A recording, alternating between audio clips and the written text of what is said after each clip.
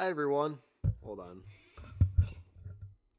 I got somewhat of a new desk arrangement, so I really should put the mic in a better spot. Oh yeah, there we go. Well, hi everyone. I know it's been a while, or at least it seems like it's been a while because a lot has happened in this past week. So, as I'm starting off, I'm going to finish off the marketing, of course, but I want to just share some things that have happened over the weekend and kind of catch you guys back up to speed because I feel like there's been a whole month since I've talked to you guys last, but it's only been a week. All right, first things first was there were two games that actually came out since last Wednesday that I played, and one of them was Final Fantasy 15, and I actually binged it this weekend with my friend Key and my good friend growing up. And I got the collector's edition, so it came in this cool little box with the Amano art. Not my favorite by him, but it was still a really cool box to get in the mail. And it came with the figure, and we ended up beating it on Saturday. And during that time, because we just can't get away from drawing, we did little pencil doodles of the Final Fantasy 15 characters and kind of went off that. We just did it back and forth. So when I would play, she would draw. When she would play, I would draw. And we just did that for a while, so that was pretty fun. Then, oddly enough, another game came out that was also announced way back in the day when I was in high school, which was The Last Guardian. And yesterday, I got this in a box that literally looked like a box. And I thought that was a pretty neat little touch. But inside it came with stickers, the game, and the art book. So I'm pretty excited to play this one. This one has cool art. And I've been trying to play this for the longest time, but as a lot of you guys know that have been following this, it's been getting delayed, pushbacks. There was a lot of, I don't know, some kind of a drama within the team, but I'm excited to play this, but I'm not going to play this till January. I'm going to wait for my other friend, Sean Price, to come up. He's visiting, and we're going to play it then. And for someone that doesn't play video games, to play this many in the past weekend was kind of crazy. And with that came a Twitch contest, which we found out on Saturday night, and I decided to enter on Sunday. So here was my end result with Trico and the little boy. It was one of those last minute decisions where I was feeling up to it, and I really liked the premise of the game, so I decided to enter myself. So that was the video game weekend side of things. But it's been a crazy past week. Not only the video games aside, but just with digital art, I've been really frustrated, especially the past few days with Photoshop and my Cintiq and not really feeling comfortable working with it. So I was even thinking about canceling today's stream because I've been feeling unable and inadequate to do digital art as well as not only as I used to, but I'm just not feeling very confident at all. I think it was confirmed with my Kubo contest that I did about a month ago that I just wasn't really feeling digital as much anymore. And traditional, I'm very comfortable. I feel very at ease. It's relaxing. Digital, it's more painful mentally. It's one of those push and pulls, and I'm grinding gears constantly. And after a while, it really does tack on. I don't want to say my mental health, but I'm definitely down. Like I feel frustrated. And as soon as I started thinking about this more and more, I decided, you know what? No, keep the stream going. Do be on the stream and talk about these frustrations because I'm sure a lot of you are feeling this or at least have felt this or maybe will feel this in the future. So I think during today, we're going to also talk about art blocks and frustration or feeling like you're better in either traditional than digital or vice versa. And I think these are good things to talk about. And as much as I would rather not stream digital, and I would just like to do a traditional one because I know that's where I'm comfortable right now, I think it's good for me to explore these frustrations and maybe work past them. And at least that would be the goal. So today is going to be kind of a fun stream where I'm just working on this Winter Sorceress. I'm not really going to be teaching so much as I'm going to be kind of exploring the digital brushes and new techniques myself. So there's going to be a lot of exploration within this. And I think I might even work just in grayscale so I can really process what I'm doing, or even just to have more freedom with it. I think color adds another level of complexity that I don't want to work with today, just because I'm so clouded right now with my thoughts on doing digital. So I want to thank you guys for joining me on this one. Hopefully we can have some good discussions here. And I think throughout, I'll just continue to answer questions and we'll have a back and forth. So as always, let me start off officially. Hi everyone, I'm Tim Von Rieden, and welcome to these CG Cookie live streams. We do these for the concept side every Wednesday at 2 p.m. Central Time, and that's -6 GMT. And usually I announce what we're doing about an hour or two beforehand. If not, the week before, we'll talk about what we're going to do on the next week's Wednesday live stream. So next week, I'm not sure what we're going to be doing because I'm still figuring some things out. But I will say the Twitch page will be winterized. I'll definitely get some more info on the upcoming contest, along with putting in some nice little winter skins below on the packs, as well as this banner that you see, or at least it's below me actually. So that's what will be happening. So yeah, and if you have a question that you'd want to ask me, it doesn't have to be just about what I'm working on. It could be about art school. It could be about anything related to art. Or even if you have a fun question, feel free to ask. Just make sure you put @CG Cookie Concept before your question, and I'll be sure to get back to you as soon as I can. Okay, so I'm going to get started. The first thing that I was going to talk about was, let me find it.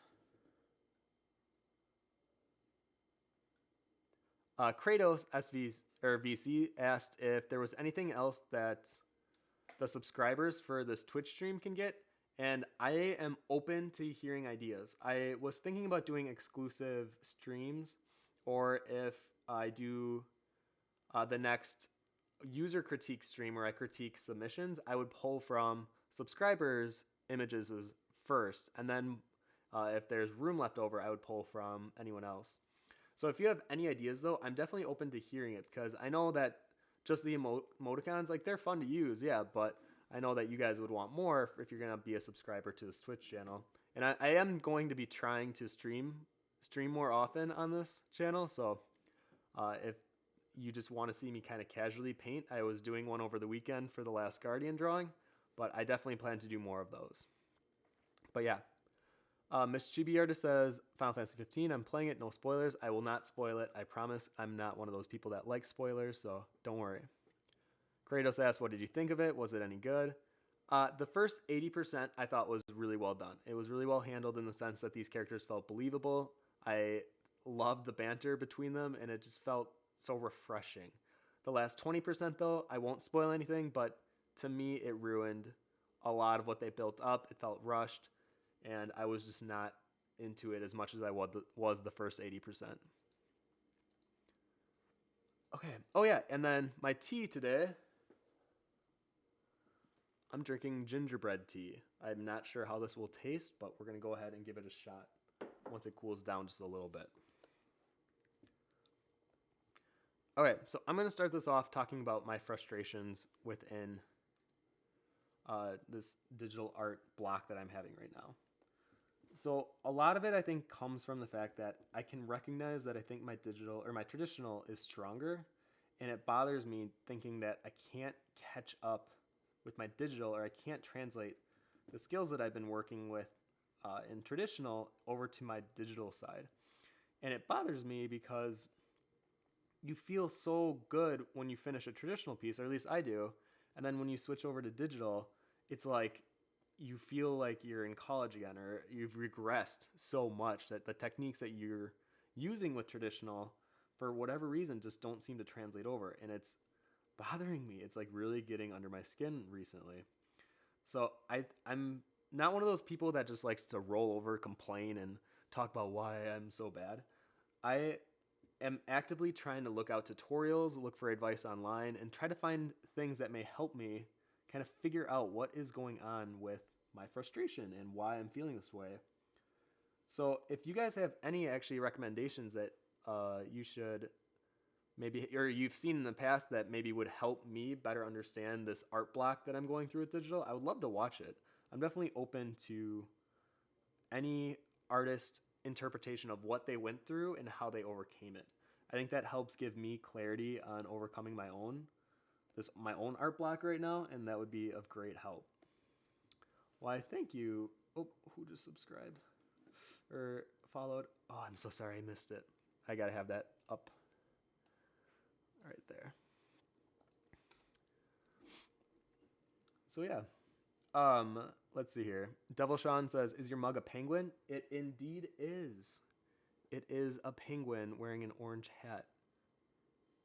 The mugs that they make nowadays are wonderful. Just Call Me Clarissa says, "Do you pull faces when drawing faces?" I do excessively. Yeah, I think I'm one of those people that makes kind of weird, wonky faces when they draw. It's usually this. I like turn my head way to the side as I'm working. I don't know why I do it. Or I do this a lot, where it's like the pullback rather than just like moving my chair. I like refuse to move my chair, so I just kind of lean back quite a bit. Gypsy says, "Subscriber only streams are nice. People do subscriber only giveaways. Pulling critiques from subscribers first is a good idea too." That is a good idea, doing subscriber only giveaways. I like that. Yeah, maybe I'll do that like once a month or something. Actually, I'm going to write that down. I'm going to talk it over with the CG Cookie Boss Man. I'm sure he'll love this idea, so.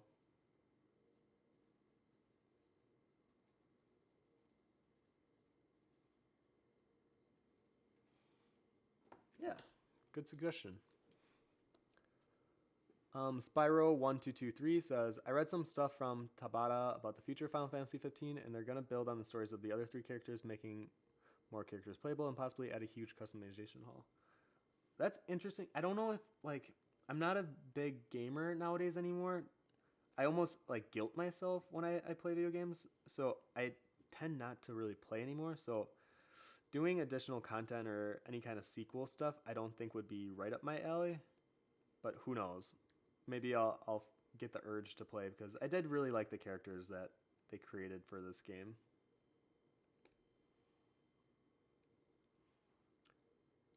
Digital says, "I think subscribers should get a personal foot rub." We'll see if we can make that happen. I don't know if I'll put that on my suggestion box, but we'll definitely think about it.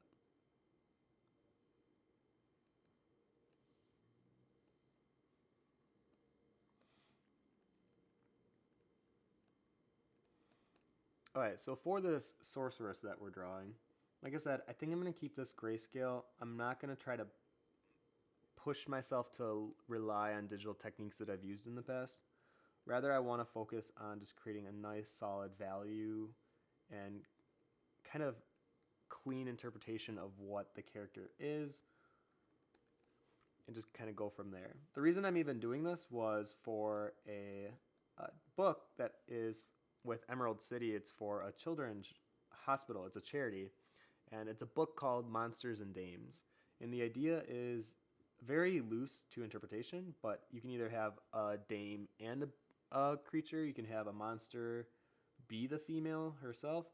However you interpret it, you just got to have a monster and a dame and put it in a piece. And every artist at Emerald City is eligible to be included in this book, and then all the proceeds will go to the hospital. So I thought this was kind of a cool idea, so I wanted to participate, and I guess I'm kind of making the time now to participate and create my image for it.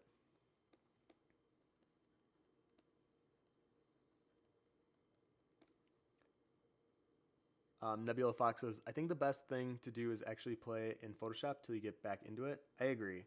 I think part of my problem is I've been doing so much traditional lately that I think it actually hurt my digital a lot, to the point where I've forgotten how to do some techniques, and even blending was kind of like a struggle last night. I was trying to create something and it just was not working at all.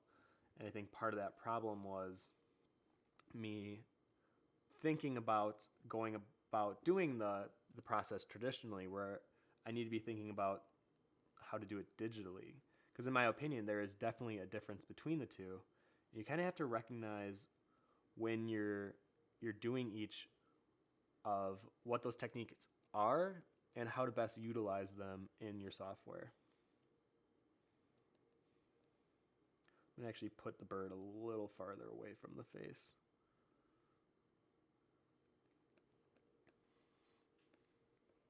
We're going to have the hand more open.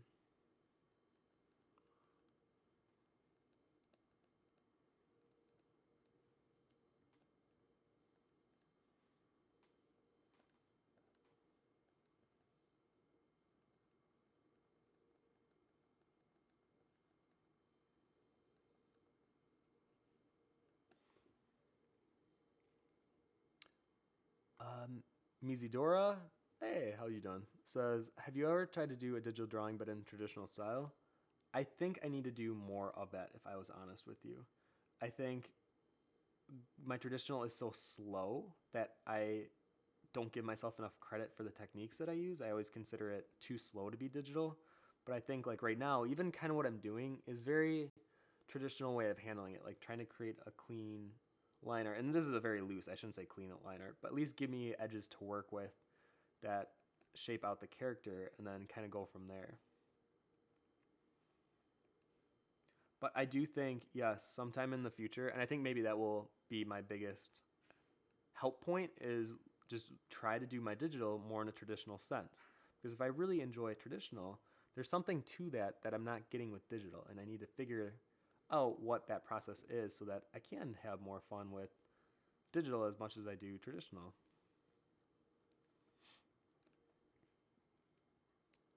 Labyrinth says, since I draw a lot of portraits, I feel like digital gives me more room to experiment because it's easier to change things and try combining new fun facial features.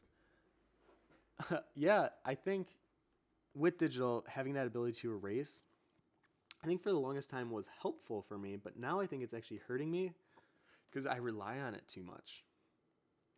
And I try not to, but I think just instinctually I do. So I'm going to do my best to kind of break that habit, and hopefully over the next couple days I can get back on track.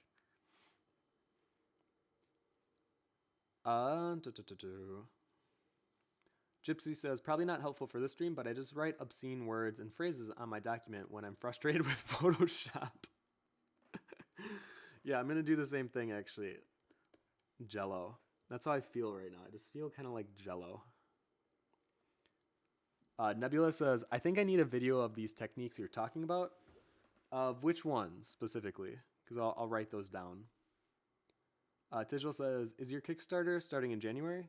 Yeah, so for those of you that follow my personal accounts, CG Cookie is my full-time job, and then I do art on my own time under the name Von Art. And I have an entire sketchbook planned for a January Kickstarter release, and that will hold all the drawings that I've done over the years of 2015 and then this past year of 2016. I'm really excited for that one. I think that's another reason why I'm feeling so overwhelmed lately, is because I had to deal with putting that book together, and it's still not done. Like, it still needs more than half of the book edited. It's a 153-page book, and that's a lot of editing to do every single night. And I think after the work day and then going straight into doing that, it became too much, and I had to put a pause to it. So like 2 days ago, I said, I need to step away from my computer. I need to just watch movies or draw something that is more of a comfort zone. And that's why I did the Last Guardian drawing. And that's kind of what happened. So yeah, I'm really excited about it, but more info will be coming out probably in late December about that if you're interested. Oh, sorry. Hold on, I can turn up my mic settings actually.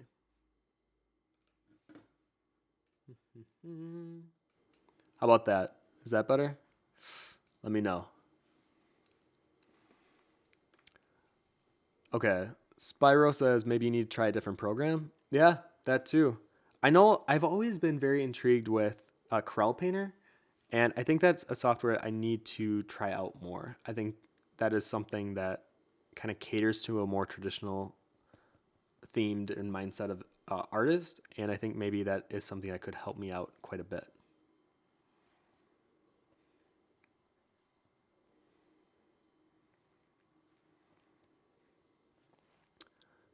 Uh, Nebula says digital ones. Oh yeah, digital techniques are more or less like spit paintings or things where you're blocking out values very quickly. And for a while, that's how I would, well, at least that's how I wanted to do my digital. But I think if you watch environment artists on YouTube do their work, you can tell how they block out scenes very fast. They're not detailed and they're not rendered, but you definitely get the impression of what they were trying to imply with the environment. And that's something I need to do more with digital. And I think since with traditional, you can't do that with a mechanical pencil. Like you only get a certain amount of lines. You can't fill in and block out giant chunks of value. It's more difficult. And I think that's where the frustration comes with not being able to do digital as fast as a lot of these artists that I see online. And I know I should be going faster in digital, but I go a little slower. And I think maybe that's part of the frustration of why I've been so down on myself with my digital lately. And I think that's why I've been just very keen on just doing almost all traditional. I may move the the bird's head back a bit. It's like so close to her. Maybe I'll even move her back a touch.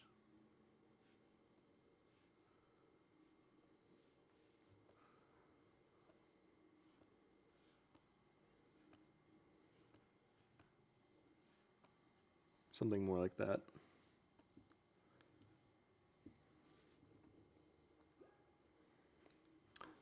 Why, thank you, IRK333, for following.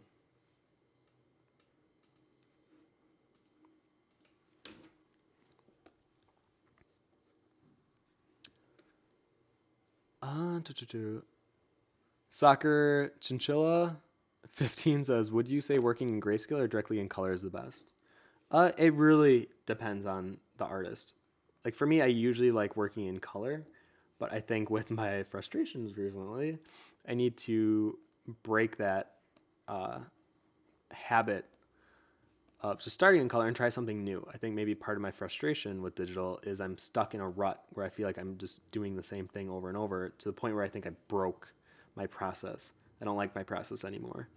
And I think that's part of the problem is starting in color. And I'm going to just give grayscale more of a shot because with traditional, it definitely relies more on a grayscale look. And I think I need to start doing that more with digital first and then add color on top. You see a lot of artists do this technique, and I used to do it a little bit, but I'm going to give it another shot.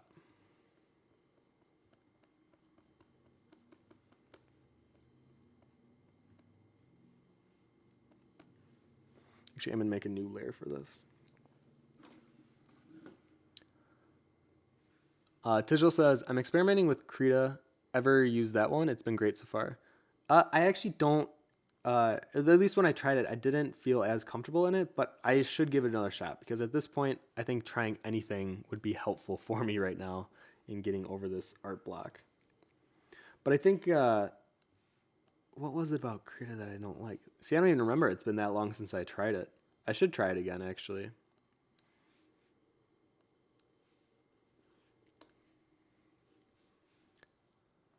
Devil Shan says, I agree with Spyro. Maybe you're just using the wrong program. Have fun with digital art. I stopped using Photoshop and my art suddenly feels much more natural. I will, but I think it comes down to it's not so much, or at least this is my belief. I don't know if it's Photoshop so much is the way that I'm handling like my brush strokes and the way that I'm blending. It just feels counterintuitive to how I'm supposed to be doing. Like even now I'm going really slow when really I should be like blocking giant things of value out and kind of working that way. But I'm not used to it, and maybe that's where the discomfort comes from. And it's okay to be uncomfortable because that means you're going through a growing pain or you're frustrated because what you're seeing, you feel like you can do better than what you're producing.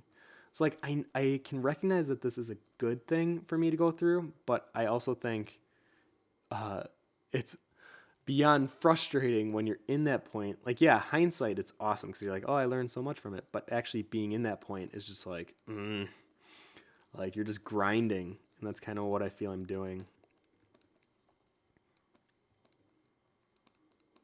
And I was talking to my roommates yesterday, and they suggested even downloading new brushes and trying that out. So I think I'm gonna give that a shot as well, and just see if maybe using more traditional themed brushes is the route I should be taking more.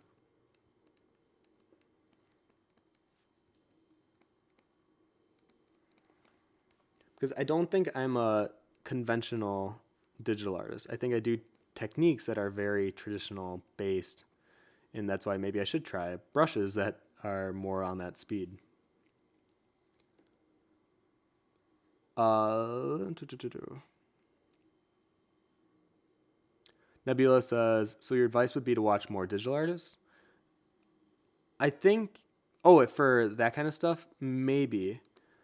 CG Cookie still offers tutorials on digital, and there's a lot. We offer a lot of tutorials on digital stuff. I think for like environment paintings, I think that's where, it's good to watch more environment artists that do the technique of working really fast with laying out and blocking out values quickly. That's something that I don't necessarily do. As you can tell here, I work very much piece by piece. And I try not to over detail too soon because that's something that I know is a problem. But I definitely take more of my time with each area before I get into the detailing process. But I think that's also a problem. I think I need to start blocking out colors or values quickly, or at least more quickly than I do now.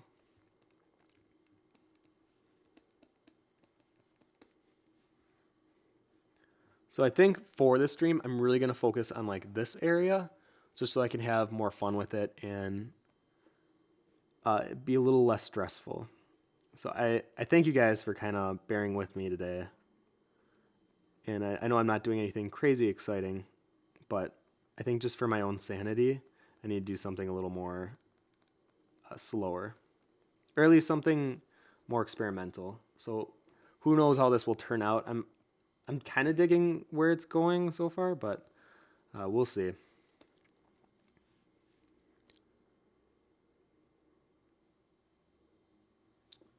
Gypsy says, that's what I did when I got my new tablet, reloaded all the brushes I've downloaded. Oh, wow. And I'm going through all of them and seeing what I like. Yeah, I think that is part of my problem is like, I've been relying on even this brush. I've been using the chalk brush for the past, I would say like 3 years, like exclusively. And yeah, I think I've gotten comfortable with it in a lot of ways, but I think I've gotten almost too comfortable where now it's hurting me. And I need to find a brush that's more my speed, or at least more what I want to work with in my life now.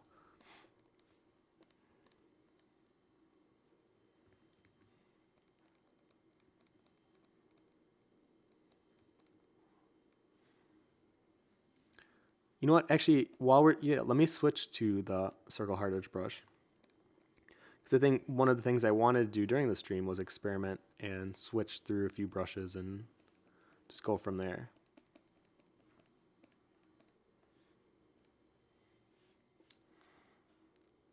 Let's do a zoom in.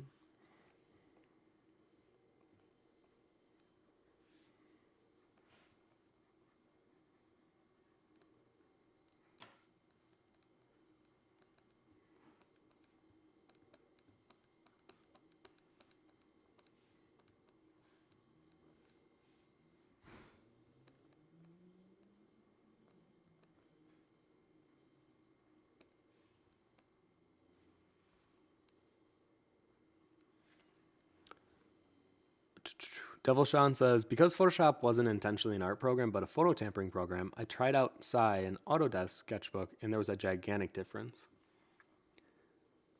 Yeah, I do think I should try out a new software. I don't want to make excuses of like why I don't want to try one, so I won't do it. I will say though that Photoshop has kind of become like the industry standard, but it's definitely not a requirement. And I think that I should try out a new software and see if maybe tampering with a different one would help me out.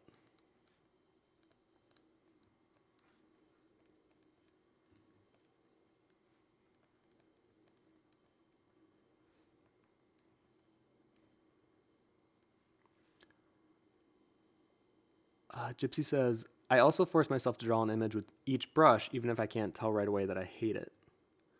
Oh, that's interesting. I was doing some of that last night. Like I would draw with the circle hardage brush only for a little while, and then I would switch over to just using the chalk brush, and I'd be like, okay, which one did I like better? Which one felt more at ease with what my process was doing? Actually, I'm going to switch back. Let's try a completely different brush.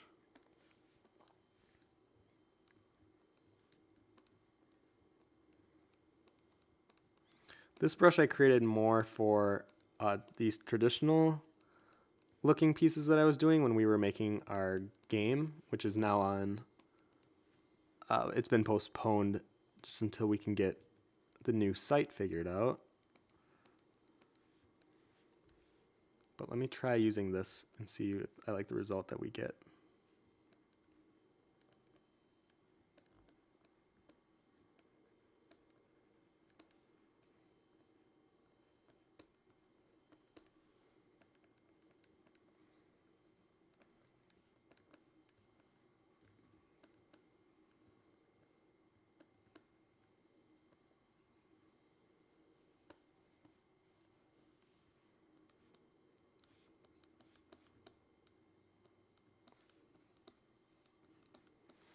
And I think part of my other problem with digital is I get so frustrated with things looking digital,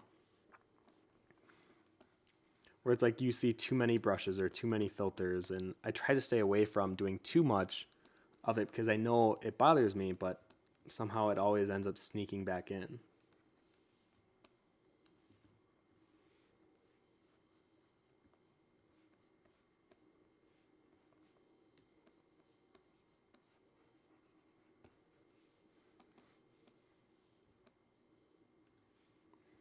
All right, let's give her some kind of a headpiece here. Why, thank you, Zerones, I think that said, for following.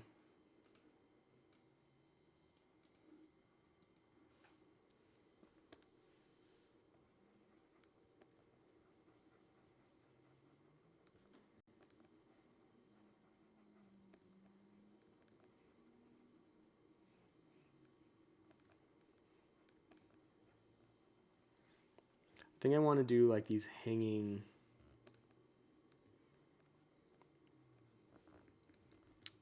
type flat metallic spheres.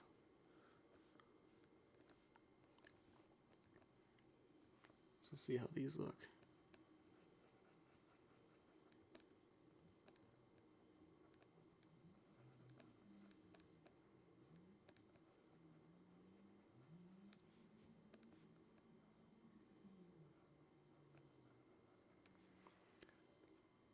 Mizidora says, you have been such an amazing help and inspiration to me. I am guessing for all of us over the years, so vent away.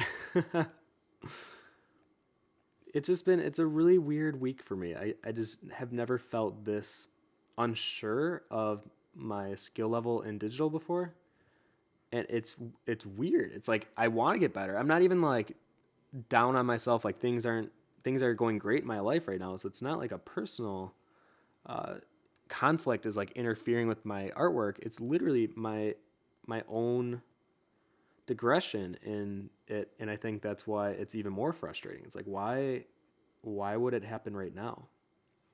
And I think the more I thought about it, the more I came to the conclusion of maybe it was that I was doing so much traditional that digital took a back seat, and then when I tried hopping back in, it was not it was not having it. It was upset that I left it for traditional.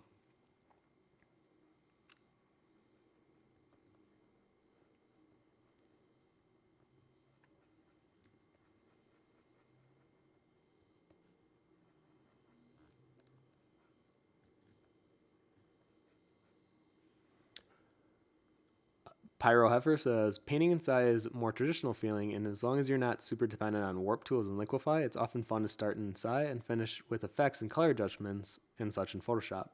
Best of both worlds. Yeah, that's a good idea too.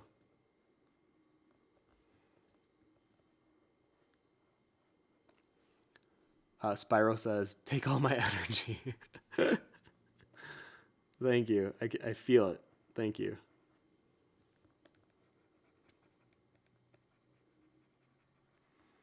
So I think that leads me into the other discussion I wanted to have, which is just on art blocks in general.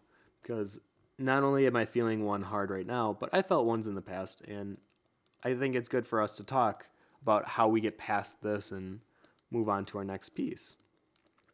So I had an art block. When was it? It was earlier this year. And I noticed that I was drawing the exact same thing, and I was relying on my comfort zone way too much for what I should be. And it was frustrating because I was trying to be creative, but I was forcing something to try and be creative when it really wasn't.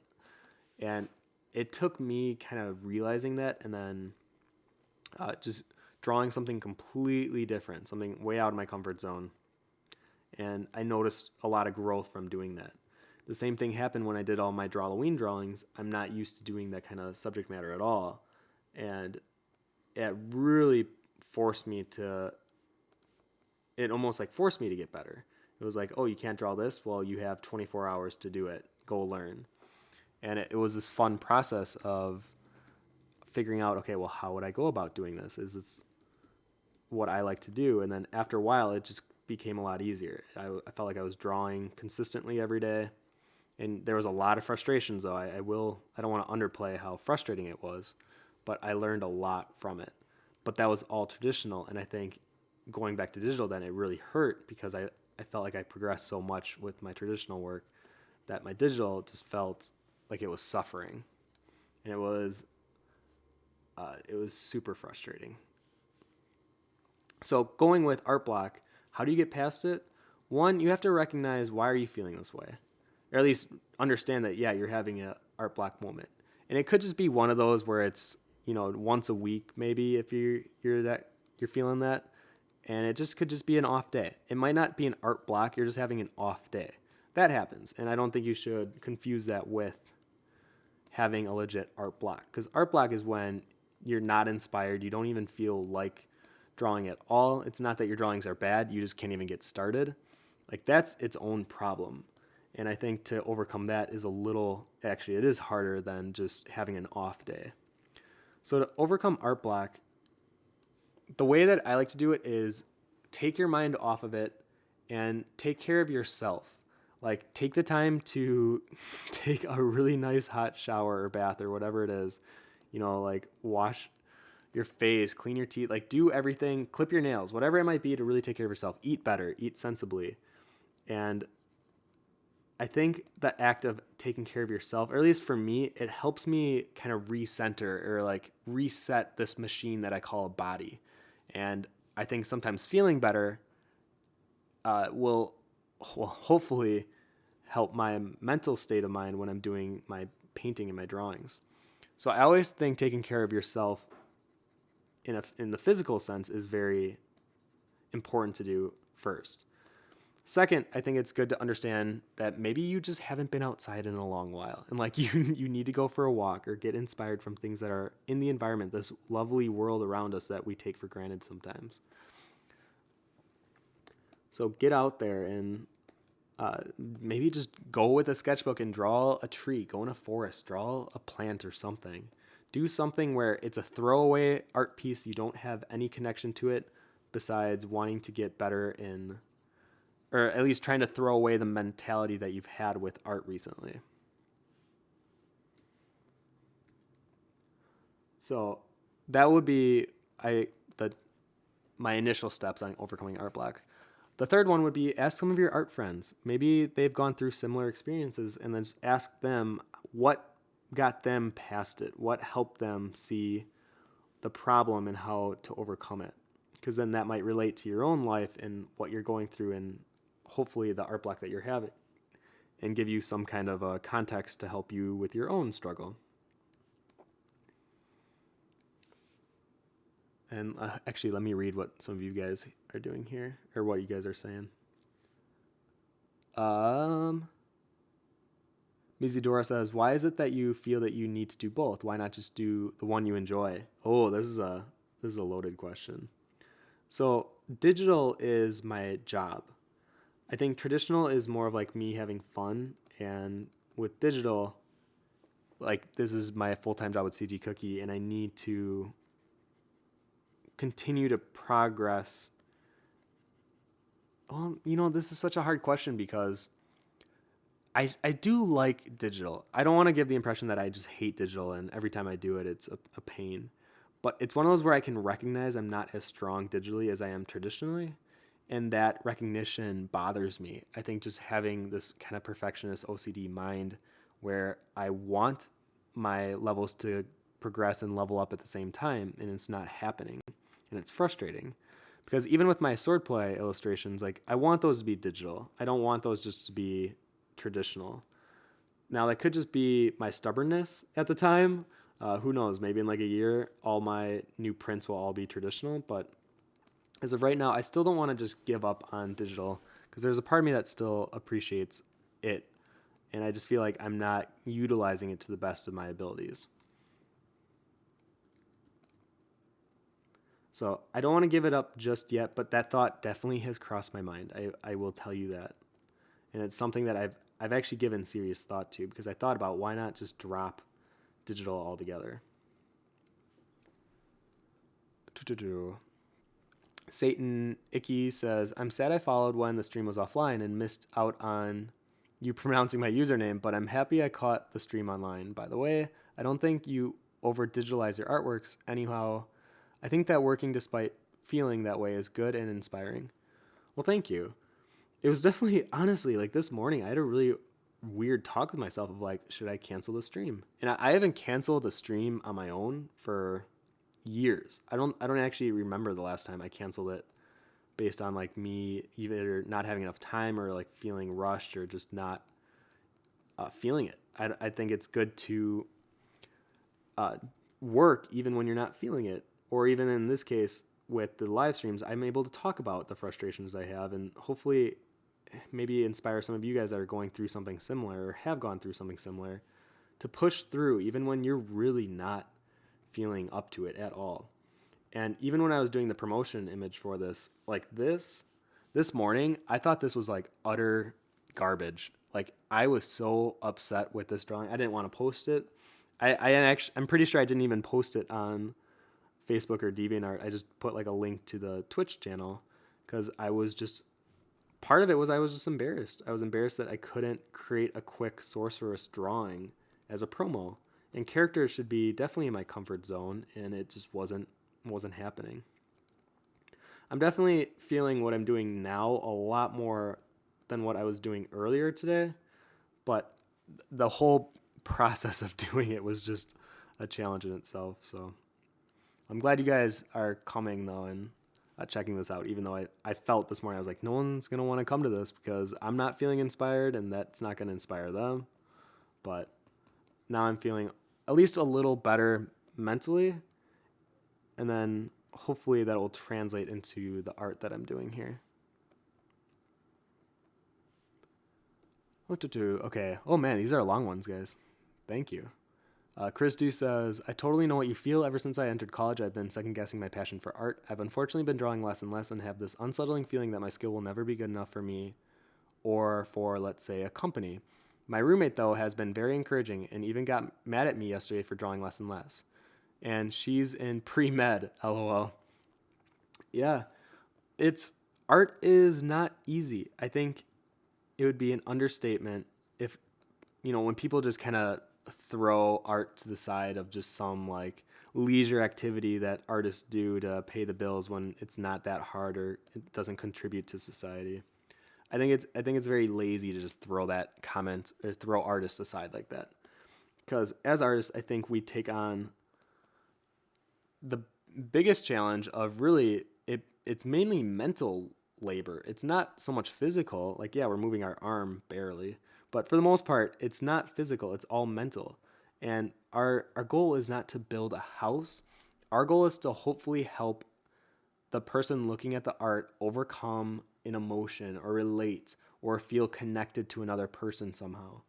I feel like art has a lot of, or at least has the capability to really help another person either understand themselves or maybe relate to another person in a way that they weren't able to before. And in that way, I think art can be really helpful. Now, obviously, for concept artwork and video games and stuff, our art is to help, the game and the animation house, but those stories, hopefully, that they're telling of those games are to give experiences for the player, the viewer to enjoy, and hopefully it'll change them in some way. And it doesn't have to be like life altering. It could be something as simple as you playing it with your best friend and having a really great weekend, and that great weekend was because of the game that you created, and that would have never happened if they didn't exist in this world. Woo. Okay, hold on. Got a lot of comments here. I'll try to get through most of them here. Well, I'm also glad that she's yelling at you. I do that with my friends a lot, and my friends have been kind of doing that the past few days with me. So I'm very appreciative of the friends I have. Why, thank you, Nina Lee12341 for following. And you guys. I shouldn't just say just my friends. Like, even this conversation right now is actually helping me kind of clear my thoughts up. So thank you. Gypsy says, I have a notebook and pen in every single room in my house so I can write down any and every idea that comes to my mind and then read over one when I need inspiration. That is a great idea. That is awesome. That is actually really cool that you do that. Origami or Origanime Kid says, hey Tim, one of my issues is how much concept and details I try to pack into my artwork. So much of that is risking losing the bigger picture. Do you have any tips for how to simplify an idea while maintaining the spirit of the piece I want to express? Well, I thank you, Medusa Nevera. Sorry if I totally butchered your name. I'm sorry.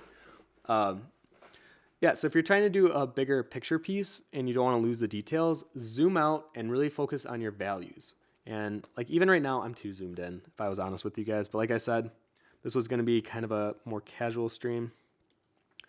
And like right now, the values actually aren't too bad. Like you definitely have the contrast between the human face and the bird. And I'm liking that direction, but I got into detailing too quickly.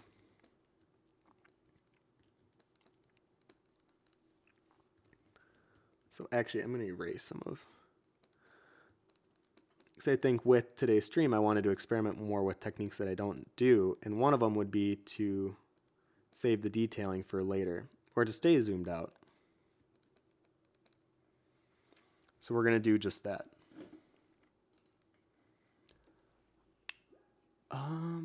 Well, I thank you, One Crimson Knight, for following. Blue1117 says, your garbage is where I want to get to. Please don't aspire to do something like that. There's so many issues with that original drawing that I did. This has a lot of problems with it, and I think a lot of it is just stemming from my own frustration. Like when I look at this, I could be biased, but I see my own personal grief and frustration in it. Like I can't even see what might actually be working with it because of how frustrated I am with the end result.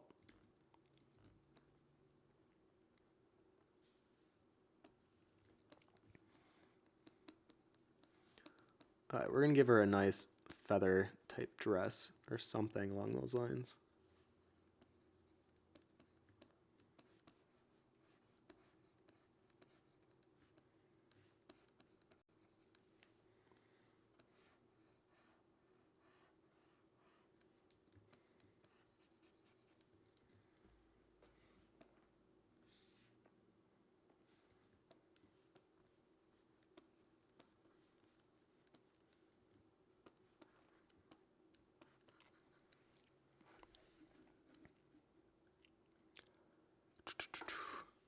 Base animation says, oh heck, are we supposed to type at CG Cookie Concept? Damn, I haven't been here in a bit, so I don't remember how to do stuff. Yeah, so if any of you guys have any questions, please put at CG Cookie Concept before your question. That way when I look over, I can see it really quickly and then grab it and hopefully answer it to the best of my ability.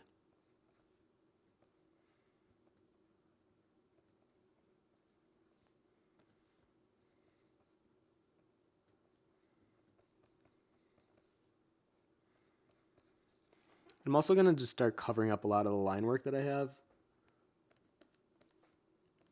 I normally work underneath the line art first and just kind of wing it from there, but I'm going to try a new technique, and I'm just going to kind of paint over it and paint some of the values that I have here.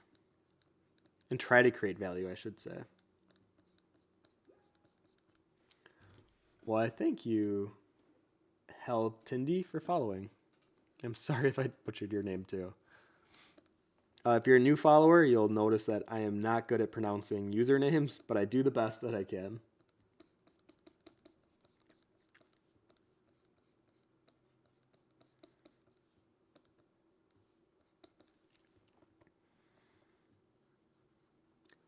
All right, let's see here. Nebula Fox says, with what you said about art, I mostly drew pinup art, so how does that benefit the world? To be honest, it doesn't have to be something that's like a spiritual or emotional connection. There's people out there that really appreciate and love pinup art, and like if you're contributing to that, then you're. Oh, thank you, whoever just followed. I can't see your name. I'm sorry. Hold on. Let me put this somewhere where I can actually see the names. There we go. What was I talking about? Oh yeah. So there are people that really appreciate pinup art, and I think if all the pinup artists just went away, then the people that appreciated it wouldn't be able to appreciate it as much. So, I mean, if your art isn't like this colossal Renaissance emotional depiction of life, don't worry about it. I still think you're contributing to society with whatever art you're doing, as long as it's something that you feel connected with and you feel passionate about creating. I mean, subject matter is subjective. That's why it's subject matter.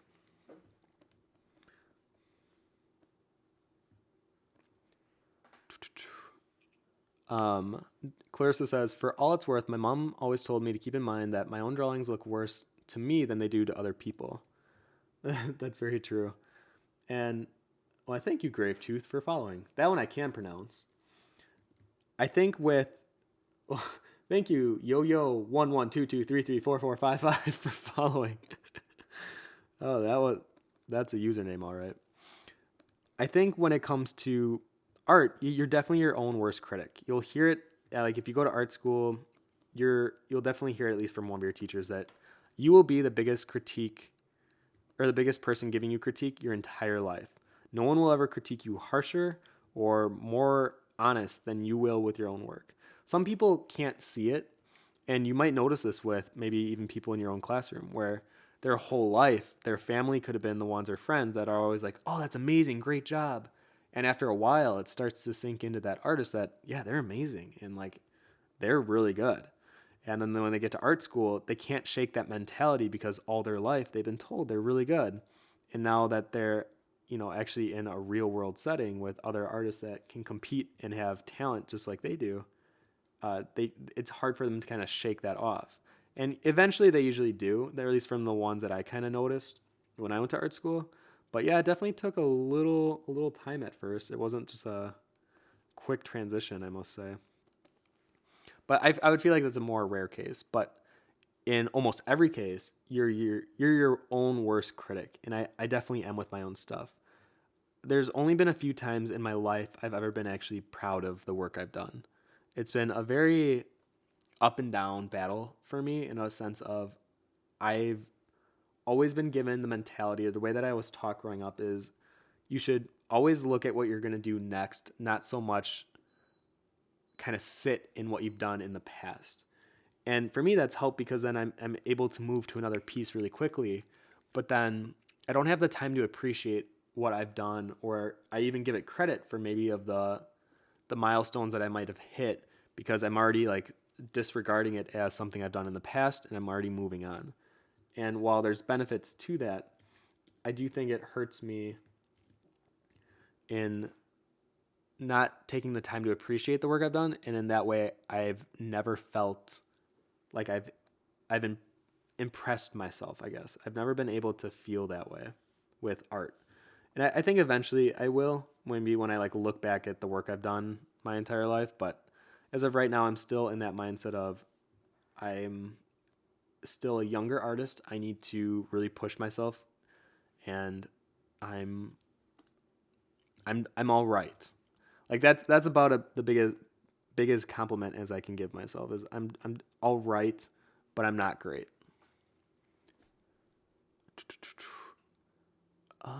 Clarissa or Blue1117 says, "How do you distinguish happy accidents from straight up accidents? I always feel that I can never use any of my accidents because I always see them as accidents." Uh, oh boy. I think a happy accident happens, and there's a great video about this guy that talked about how it's not a real thing and how you're pulling from your intuition, and every now and then your intuition will create something that your cognizant mind wasn't aware or ready for yet. It's this really weird. I should try to find it for you guys, but it was a really great video talking about how happy accidents aren't real. They're just manifestations of your intuition working. But I do know what you're talking about, so I don't want to just disregard it. So when you're doing a happy accident, like for me, a happy accident was there anything in this piece that I felt like was a happy accident? Not so much yet. You know what? I actually might start detailing her face. But they'll happen a few times probably in your art career, and you're like, wow, that really makes my piece awesome. Usually it happens with like adjusting values or color. Well, I thank you, jsure_cat for following. And you'll be like, how did I even do that? Like usually a happy accident happens and you don't know exactly how it happened. You'll be like, wow, that looks really nice, but I have no idea how I did that. And sometimes that can be really discouraging because you're like, am I a good artist or am I an artist that produced a good piece by accident? And hopefully you never get caught in that mental trap, but just know that usually it's your intuition working. It just you haven't recognized how intuitive you can be. Spyro1223 says, I went to an art program over the summer and it was kind of strange, but funny seeing other people in person who are really good at art, some way better than I am. Yeah. I I needed that wake up call when I went from high school to art school. I was definitely treated like the best artist in my high school, and I come from a very small town, so being a big fish in a small pond, it it wasn't hard to stand out, I guess. But then when I went to college, like instantly, most everyone there was better than me, and it was kind of overwhelming. But for me, that's exciting. I'm a very competitive person at heart, so for me, that was like, oh man, that's what you can do. Like I'm gonna try to get my skill level higher so I can compete with you guys. So in a weird way, it was actually really encouraging being around better artists. But I've talked to a lot of people where that can actually be detrimental to them, where they get so overwhelmed and just feel like I'll never be good enough. Like look at how good these people are, and they are just starting school. Like I'll never be at the level. I need you to like shake that off completely. Having this self-depreciating mindset is the worst thing you can have as an artist. I promise you. I have taught so many students in my life that I can see the ones that are confident in themselves and have a positive outlook on their art always do better than the ones that feel held back by themselves or feel like they're not good enough or that they'll never be good enough. You have to start telling yourself, I am good enough. I might not have the skill level to create exactly what I want, but I have a mindset to get me there, you know? And I've always believed in that. And I really do kind of push for the idea if you want to be a good artist in today's industry or just as a freelance artist, whatever your dream is as an artist in for today, you have to have that right mindset. And like obviously every day is not going to be peaches and creams. Like I'm having a horrible week with my art, but I know that this happens and that this is part of the process of being an artist. And I'm not going to let me get it down, but I do have to take the right steps to try to correct it. Otherwise, I'm just kind of like relishing in my own self defeat, and that gets me nowhere. Well, I thank you, Lana Del Rey or Lonnie Del Rey, for following. That's a interesting username. I love Lana though. So what was I talking about? I went on one of my rants where I trail off, I'm sure. Oh yeah, with positive mindsets, it really is true.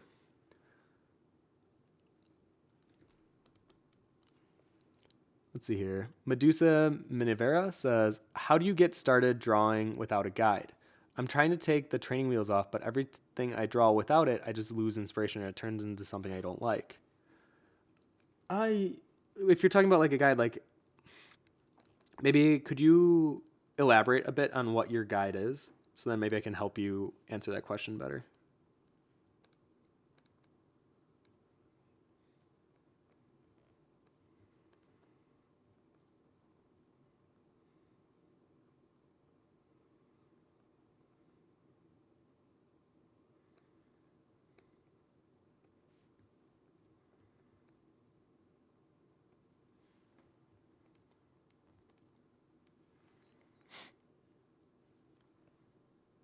Yeah, Tim definitely does get distracted by Lana Del Rey.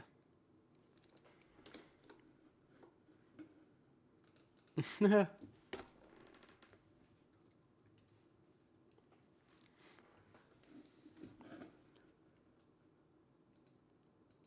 for me, Lana is Golden Fridge. All right, so let's do a nice job on this eye here.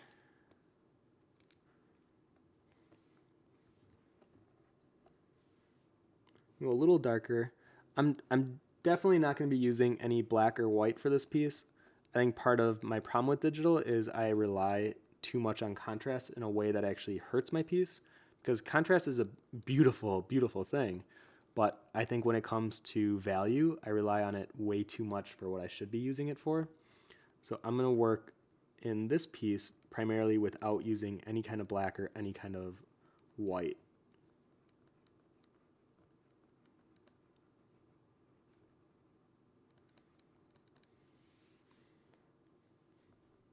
But I will get awfully close.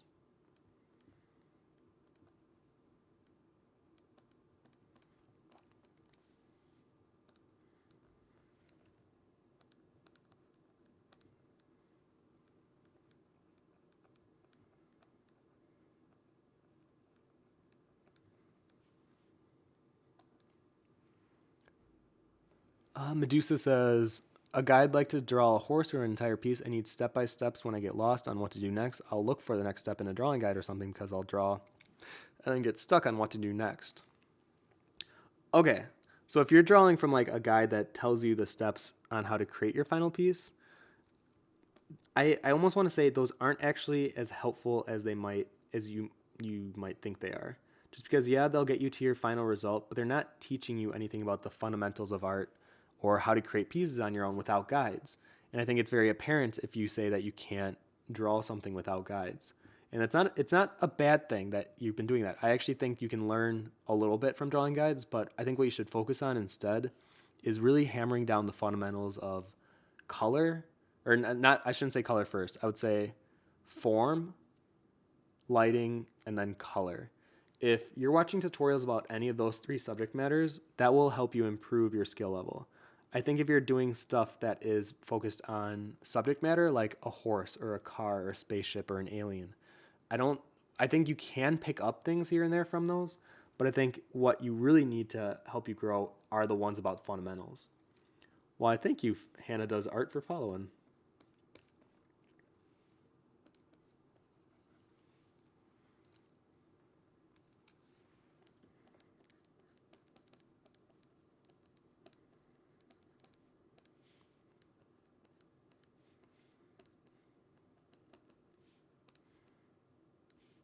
We're going to give her kind of a really slim eyebrow going back.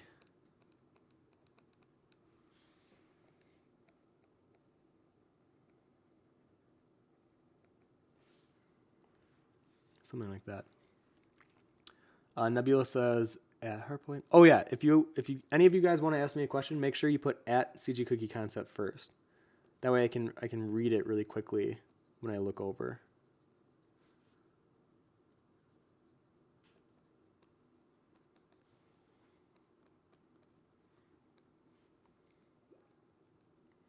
Why, thank you, Citizen Arcane, for following. Oh, I like that pun. That's a good one. You, Citizen Arcane, you get a fridge from me. Oops. All right, Medusa says, I'll look up more on that. Hopefully it'll get me to where I can draw on my own. Yeah, and honestly, like, take what you enjoy drawing. So, like, I really like drawing characters. So, if I'm going to be doing a tutorial about lighting or color or value, I'm going to do it on a character. Like, I'm not going to do it on a house or something I don't really enjoy drawing as much. Because that way I get the fun part of drawing a subject matter I enjoy doing, but then I get the learning aspect of learning something on the fundamental side.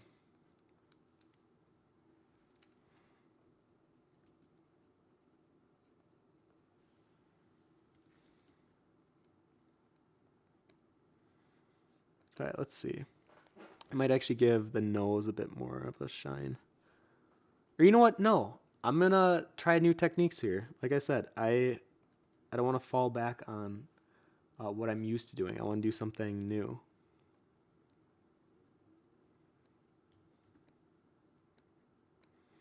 I also want to be using my mixer brush more, which kind of gives this effect, where it like mixes the area around.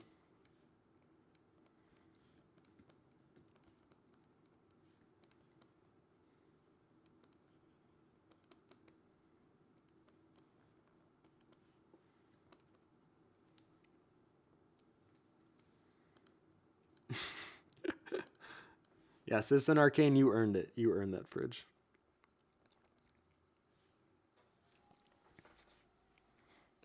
So I guess I want to hear more from you guys. Like, when you've gone through an art block, what have you noticed that has helped you get past that? Like, what are steps that you took that you've noticed helped, or maybe things that you noticed maybe didn't help at all, like actually made it worse? I'd be very curious to hear those kind of things.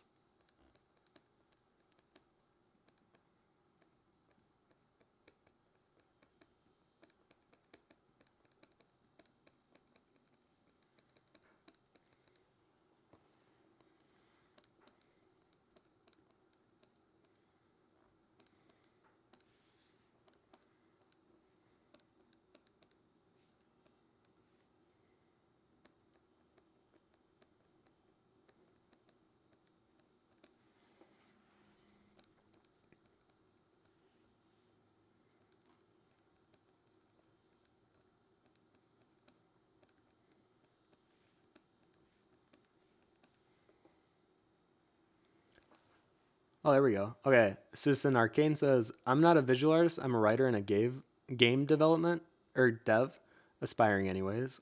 But I've been struggling creatively recently, and this stream has been inspiring.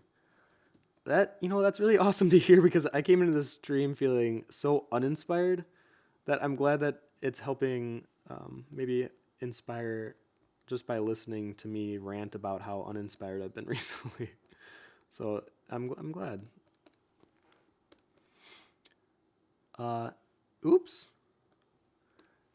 HAR Point says, are you an artist that starts different projects at the same time and then periodically work on them, or do you focus on one drawing at a time until you're satisfied with the work? How long have you been working on this specific project? I literally started this project this morning. I feel like I have a weird in between where some projects I'll start with the full intention of finishing before I do another one, and then other ones, like what my desktop background is right now, this piece I've been working on for on and off, I shouldn't say continually. I've been working on since February, I believe it was. And this one I started though last year. It's just been on the back burner for so long. And it kind of goes back to my whole being frustrated with digital and all that mindset stuff. So it's been a really weird year for me with digital. Where traditional, when I usually start a traditional piece, I finish it. There's been a few exceptions, like the 2-foot drawing, which is behind me. If you can see it, it's over there. I got to finish that one by this weekend, most likely. And that one I've been working on and off since, obviously, the beginning of the year.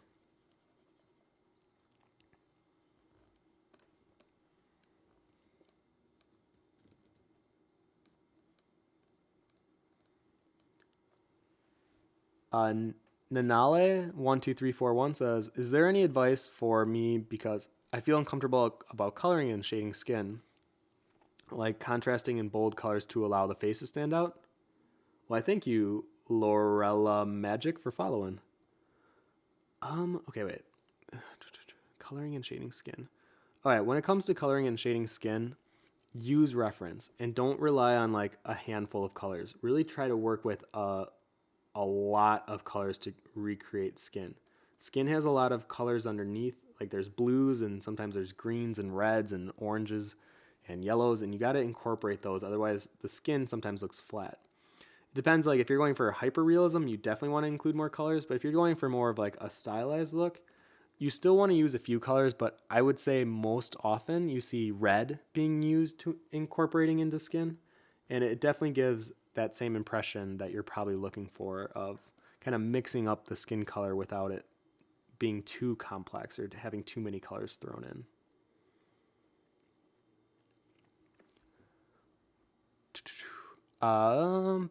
Devil Shan says, if I have an art block, I find it helpful to take just a few days off to rest with any type of art or draw something not necessarily intentional but fun. Yeah, I think even like today, like this, I mean, this is kind of in my comfort zone for the most part, but yeah, it's just like drawing something that you know you'll enjoy the process of. And I agree. I'm glad that that's something that has helped you because that helps me definitely. Thank you, Lord Zerus, for following. Yeah, I might give these lips just a little bit more of a sheen here.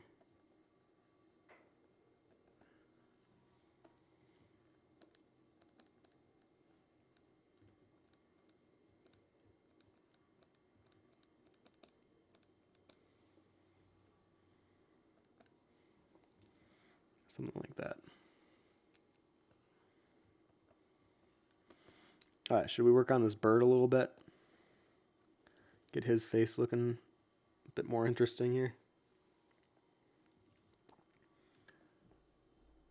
Oh man, there's a lot of. I'm glad you guys are giving so much feedback. I like seeing all this. Citizen Arcane says, but for me, getting through a block usually involves juggling a couple of projects that are totally different. When I'm blocked on one, I can move on to another and kind of juggle my brain around a bit. Wow. So, I mean, if that's awesome, if you feel like that helps you get through a piece, I think, yeah, no, that's great. I'm trying to think of like a case where I feel like that would hurt you. But if you actually feel comfortable doing that, like that's a great way to juggle between a few projects at a time without feeling overwhelmed by just one of them. So yeah, if that works for you, keep doing that. Clarissa says, I know this might be bad advice, but I find when I really don't like drawing, taking a break, even for 2 or 3 days, really works for me better than just forcing myself to draw. Eventually, I miss drawing so badly that the next thing I draw will look better since some of the I miss this feeling goes into it. Do you understand what I'm trying to say here? I'm bad at explaining things. Excited face.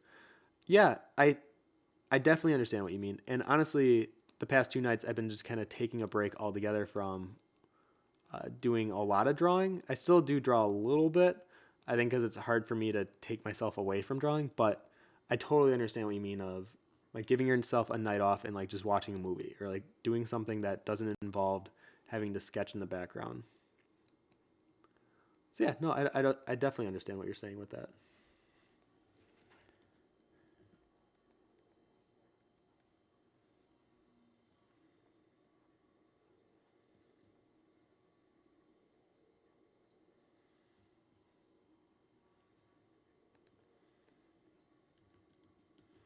I don't want the bird to look too angry here. Gypsy Hummingbird says, I'm actually just coming out of a pretty bad art block. I was so upset and having so much anxiety from trying to create. I just had to say no art for a month and made my rule to not draw every day. It took a month for my want to create to come back, and I finally found myself wanting to create and wanting to draw. Yeah, that's awesome. Like, honestly, if giving yourself time away from doing art is the best option for you, then do it. Because once you kind of find your path of overcoming art block, you know how to overcome it again if it happens again in the future. So find what works best for you. And I know I've heard this a lot of times where people will just say, I just need to be away from it. I need to get away from drawing altogether. And kind of the same thing happens where then they'll want to draw. So if that's what works for you, awesome. And maybe if there's other people watching, hearing that, maybe try doing that. Maybe just for a couple of days. I mean, a month is really long, I don't know how you did that for it. And I would go crazy if I couldn't draw for a month. I think a few days though, I think that is good. I think that's a good first step in realizing maybe I just need to take a break from doing art for a little while. All right, let's do some of these under feathers here.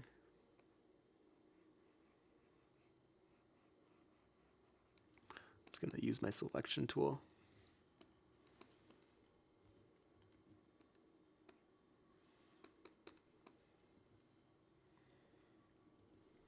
Actually, I don't want the mouth open. I feel like that's giving a weird vibe here. Well, I think you spun now for following.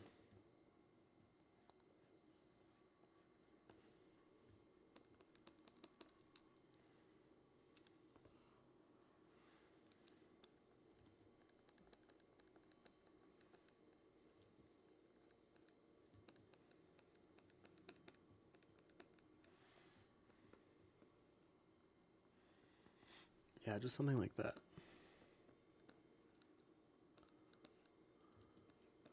Actually, should we pull? Let me try pulling the wing up.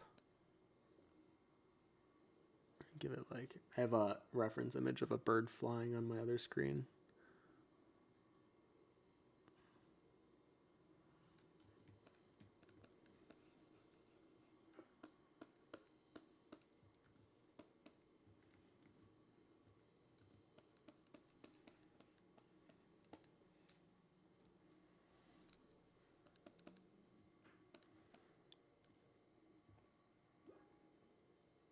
Well, I thank you, that bro 123 for following.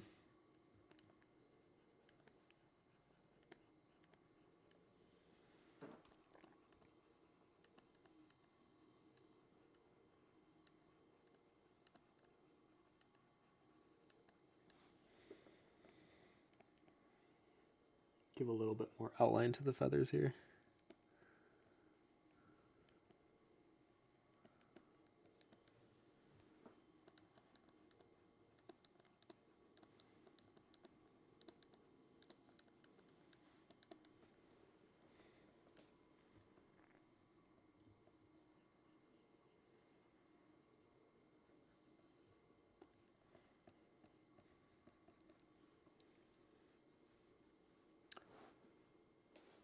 Okay, Kratos SVC says, we are 89 right now. That's a big number. Even when you don't expect, we're here to support you. Well, yeah, I really do appreciate it. Thank you guys.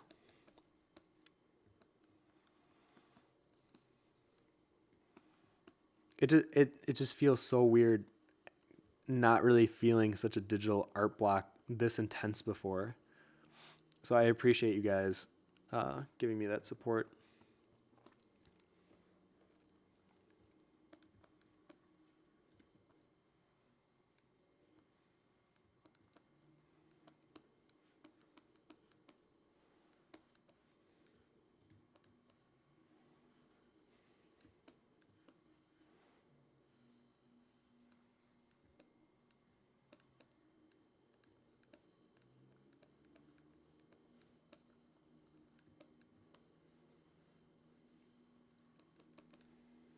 All right, what's our time at? All right, we got a half hour left. So let's see here. Let's see if I can get another question. Thank you, Nyarid, for following. Simon Reed says, I'm pretty good at sketching from reference, but I feel I rely on it too much. Do you get to the point where you can't draw anything without referencing? Do you have any tips on drawing from memory? I would say most of my pencil stuff is drawn from memory, but if I look at reference, I can definitely tell my proportion mistakes or where I'm not quite getting things right. I would say I started working without reference and feeling pretty comfortable with it a few years ago. I still think my work looks better when I use reference though. So don't feel like you have to work up to a point where you're never using reference again, because even like the best artists that I follow, when they work, they still use reference, or they find their own reference to take. So don't feel like reference is cheating in any way, because every artist does it in some way.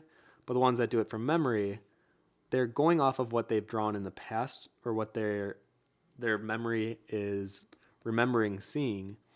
And sometimes it'll be spot on, or it'll be pretty close to spot on. Other times it'll look really shabby.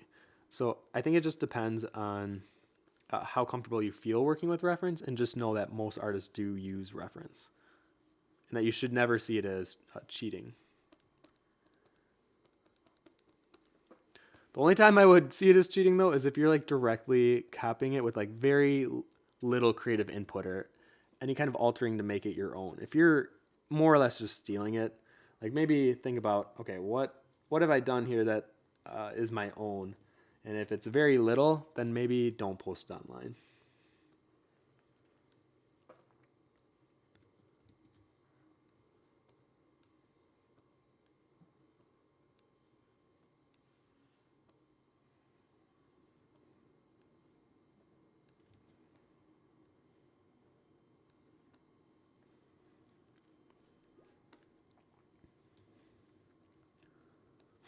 Why, thank you, Daniel Kim 12 for following.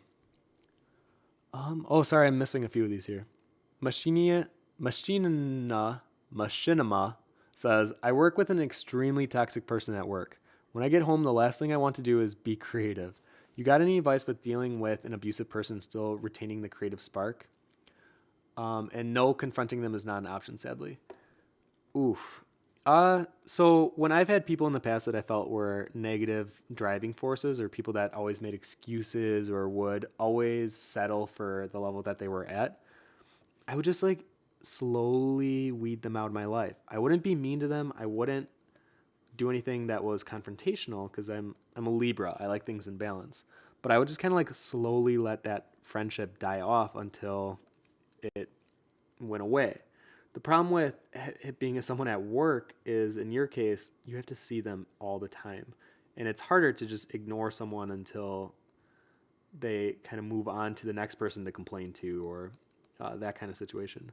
My best advice would be to try not to take anything to heart that they tell you if it's toxic or if they try to belittle you or your art. Just understand that maybe they're going through their own struggles and they're taking it out in an unhealthy manner, where if I were you, I would just focus on yourself. And, every now and then they might, if they're critiquing you or something, maybe take it with a grain of salt to be like, maybe there's something in there that's truthful that I can work on. But for the most part, if you feel like they're not helping at all, just push them out of your mind to the best of your ability. Focus on the things that are working at your work and do your best not to let them get to you. I know that's not the best advice, because I've had people that tell me that like, oh, just ignore it until, or like, don't let them bother you. But I get it. Like, it is bothersome, and yeah, you have to see them all the time, and you would rather not. It's one of those things where just know eventually this too shall pass. So this won't be like this forever. And the way that you're dealing with this person now, if you're just kind of ignoring them, is probably the best option, or at least what I would do until it went away. So give it your best shot. I hope it gets better for you. That I know how crappy of a situation that can be.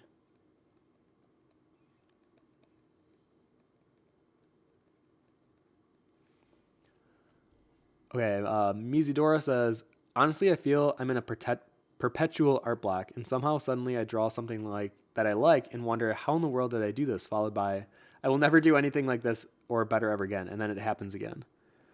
Yeah, that happens to me all the time. Literally, I was thinking about that last night. I was looking like through some of my old art, and I was like, how was I able to do this in digital? Like, I can't do that anymore. And you just have like this weird reflection on yourself, but it's like a negative one, and it's horrible. It doesn't help anything. It just makes you feel worse about your current state of digital art rather than like trying to fix it. Why, thank you, Hansy Wanzy, for following. Now that's another good username too. Thank you, 404 Rin, for following. And I think when it comes to looking back at your old art, take it with a grain of salt, but also know that like you spent a lot of time and energy probably on that piece, and what you're currently working on probably doesn't have that same level of attention and care to it. So it's like comparing apples and oranges, where you need to stop focusing on what worked in the past so much to the point where it like hurts you negatively, like it impacts you in a negative way, and then see it as a confidence builder of like, well, if I was able to do this in the past, I can do this again in the future. I just got to let my like creative side kind of take over and not dwell so much on what's not working and instead work on or focus on what is working. Well, I thank you, Fabelina, for following. All right, let's see here. I think I want to give these horns on this side the same effect.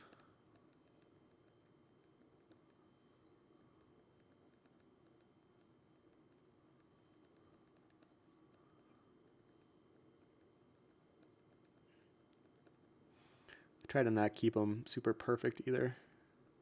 Try to break them up.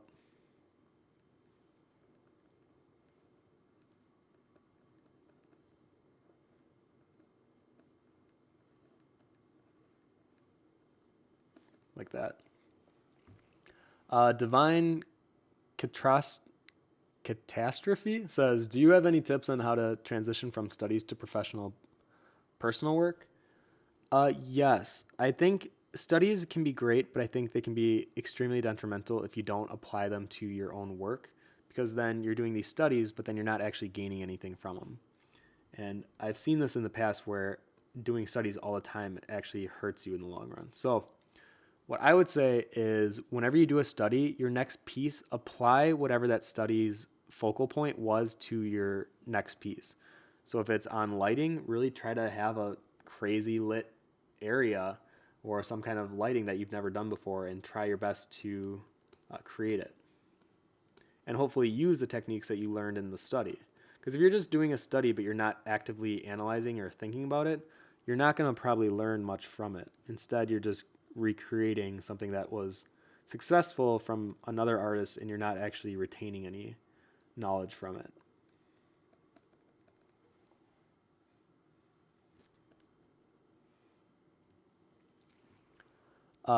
Satan Nikki says art blocks feel horrible, but taking time off from drawing can actually be really beneficial since you have time to fill your creative bank account and return to it with more inspiration, information, and possibly techniques to try out. So taking time off doesn't necessarily mean you alienate yourself from doing art. That's very true too. Yeah. I think that's something I maybe should give a try, is just like taking a break from art. It's just really hard because I feel like there's always something happening with me with art. And since my full-time job is doing art for the most part, it's hard to like take a break from it. I think maybe taking a break from doing my personal stuff after work might help because I feel like every day after work, I'm usually doing some kind of drawing.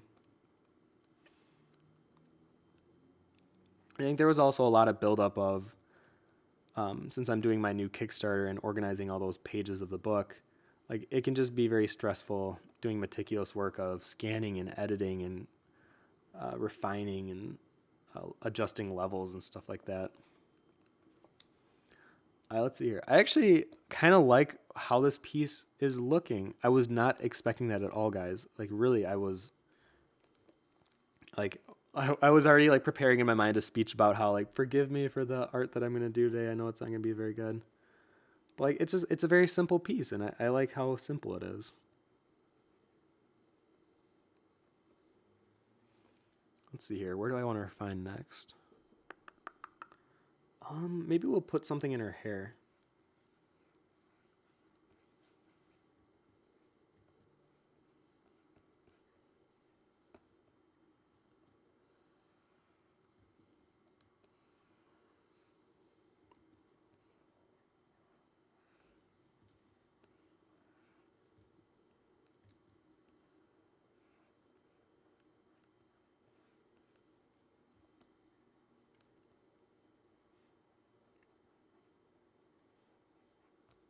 Make that a braid or something. Well, I thank you, Valentina Scamardi, for following. Light and Sea said, I've noticed you like to draw these humanoid characters who don't seem to fit a particular genre. Do you ever delve into European folklore or totally fantastical non-human characters? I've done a few trolls and fairies for when I did Drawloween. I don't think I have any on hand.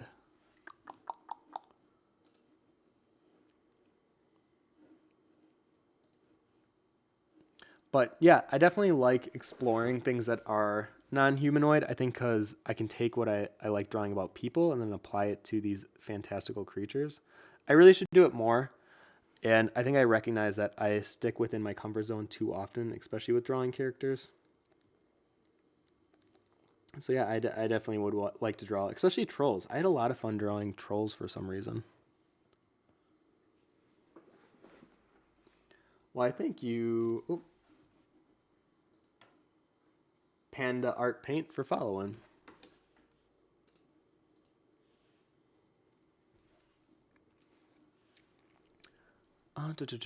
Devil Shan says, "I'm glad you made your character with horns. I always struggle with those, and it's nice to see someone else draw them."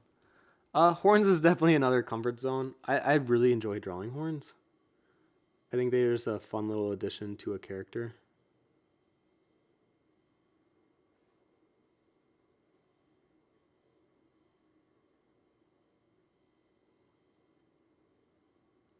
Let me outline this really quick.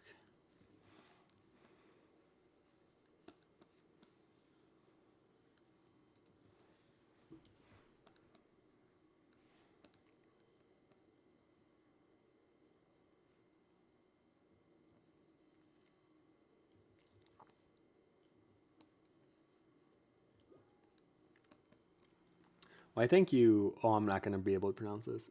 VR Nelson 34. Thank you.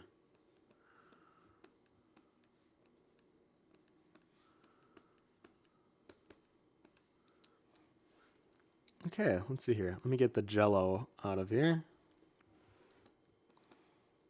I can actually probably shorten the piece. I don't know why it's so tall.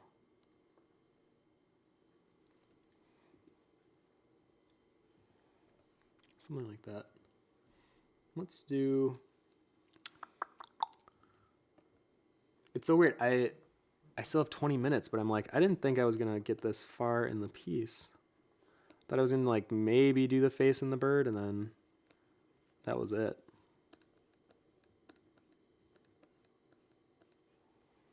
Let's see here. Maybe, oh, do you guys want to see the hand maybe? I'll do the hand. Because I kind of wanted to make her a more, I was going to give her a very dark complexion, very almost like black. It's so dark. But then I guess I didn't. But I still want to give the hand more of a dark look.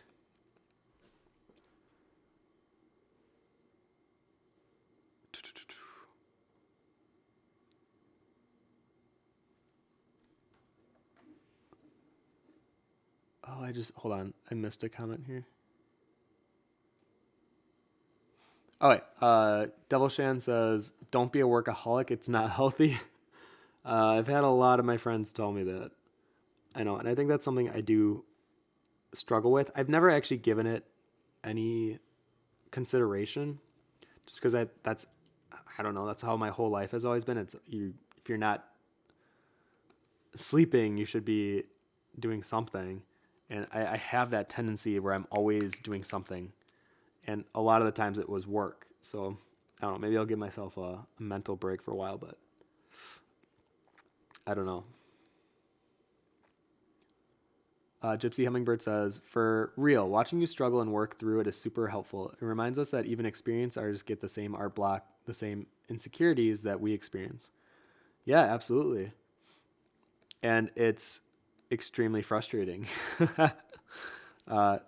And I mean, you say experienced artist, and I like it's humbling, but it's also one of those things where it adds pressure knowing that there's an expectation level too.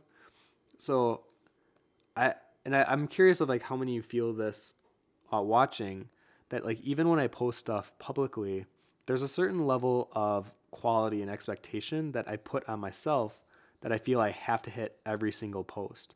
And I never used to feel this way, but I would say now that my following count has gone higher, it's like weirdly given me this sense of I need to have the level reach a certain quality peak first before I'm even allowed to post it.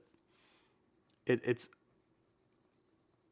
unsettling sometimes, but it's good because then it puts more pressure on me to create art that I think is better realized, I guess. But it's definitely one of those things that I've never dealt with before. And that's another one of those like, oh, that's new and interesting. Like, I wonder where that came from all of a sudden.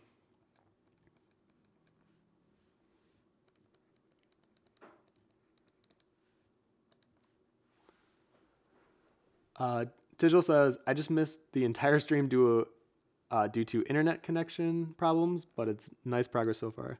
Oh man, Digital, you missed a lot of talks about art block and feeling discouraged about your work, how to get past art block. I've actually really enjoyed the stream topic today. I think because it's so relevant and personal to me right now that it's helped me talk to you guys. So thank you. And hopefully it's helped you guys in a sense maybe see like this is me right now pushing through an art block. This is like literally live watching me struggling with digital art and not feeling very confident in it and doing it anyways. It's like admittedly when I first started the stream it was uncomfortable. And I normally never feel this way with, especially with the CG Cookie streams, but this week was just a weird week, I'm telling you.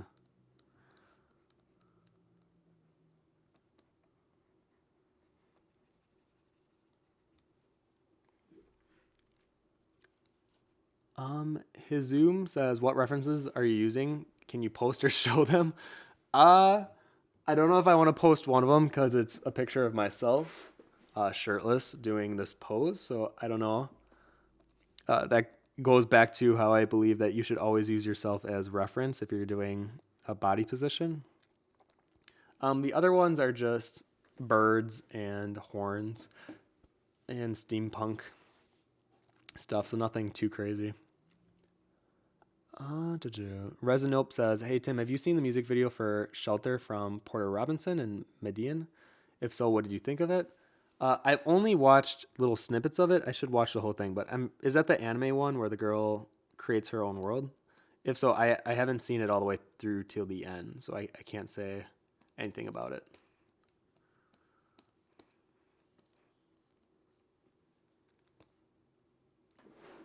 All right, we're going to do a gradient on the horns from dark to light here.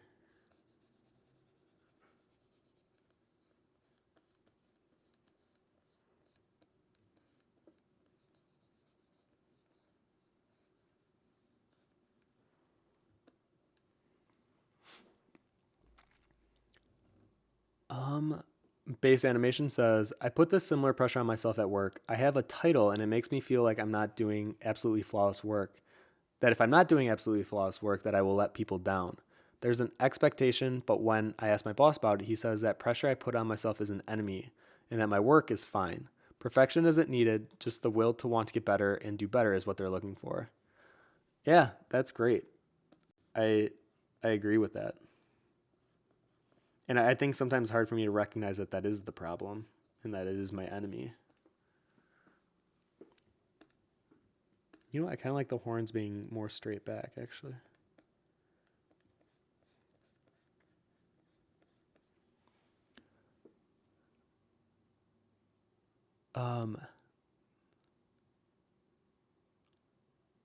It made you guys cry? Oh gosh, now I really should watch it. I normally I have like an affinity for sad things over happy endings and stories, so I'll probably like it.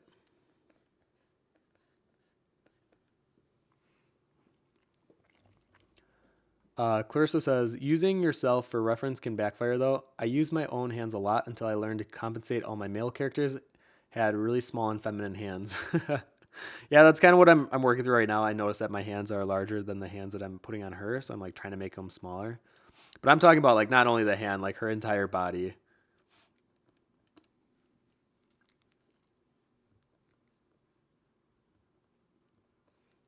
Let's see. What else? I mean, what else do you guys want to see on this character that maybe would be a cool addition?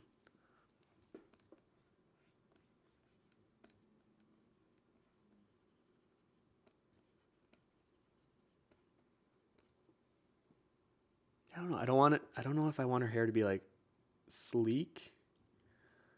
Let's see what that would look like actually.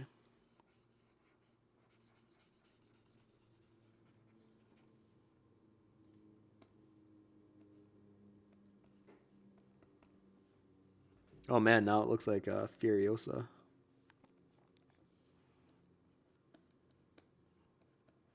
But like Dragon Tamer Furiosa. I kind of like that. Do you guys like this? Gypsy Hummingbird says, I actually find it more helpful when artists post their thumbnails and less polished work. Oh, interesting. Yeah, I like to see the transition of like where they started and where it ended up. Like that's always cool.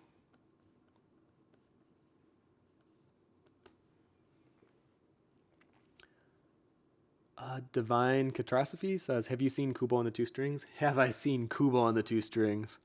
Not only did I see it, well, I thank you, H underscore Henry, for following. I actually I did a Kubo fan art piece. Of course, DeviantArt's the only place I know where I posted it. I did this for the contest that they were holding on DeviantArt a month back. And this piece was actually my breakdown for not feeling comfortable with digital art anymore. I actually really dislike how this turned out.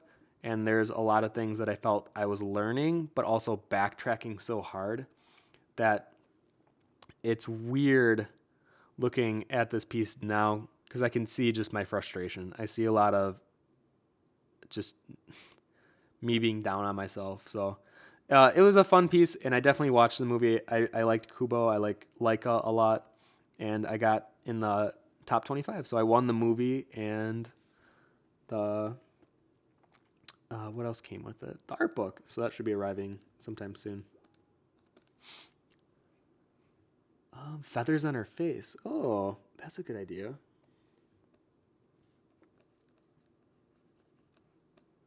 Well, I think. Oh, sorry, I missed. Whoever just followed, thank you. I missed it though, but I'm sorry, but thank you.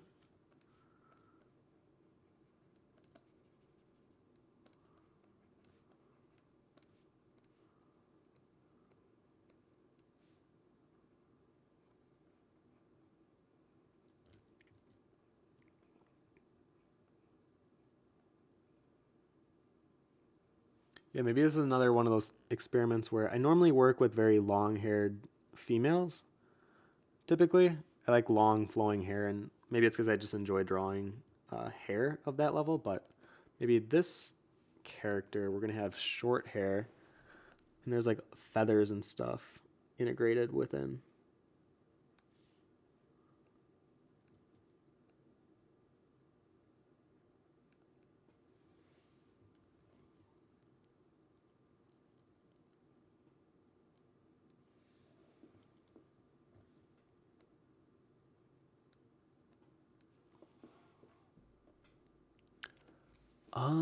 Oh boy. Uh, saying maybe. How about you give the girl false eyelashes, make her more attractive? Uh, yeah, I guess maybe. Let me see if I usually do like adding some good thick eyelashes. Maybe not so much though. I feel like she's more of a natural beauty. A necklace. Let's see here.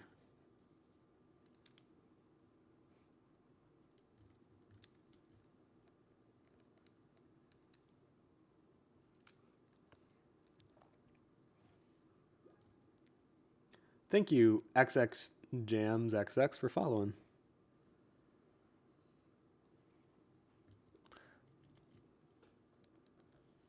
Maybe. Wait, hold on. Let me do the feathers on the back here.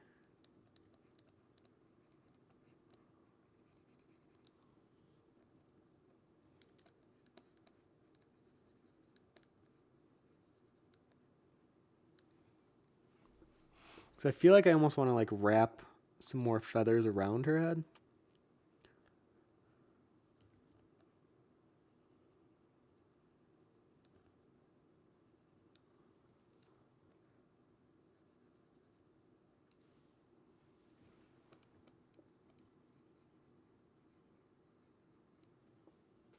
Ah, no, that's too much.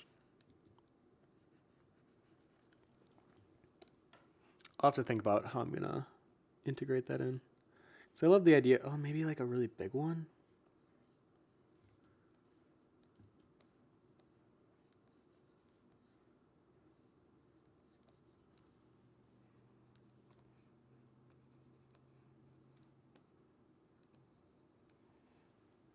Are we getting a little too fantasy here?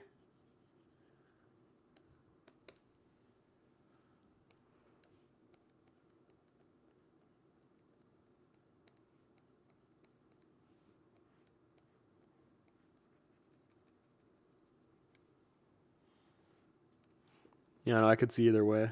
I could see either like going full fantasy and like really making these feathers ridiculous.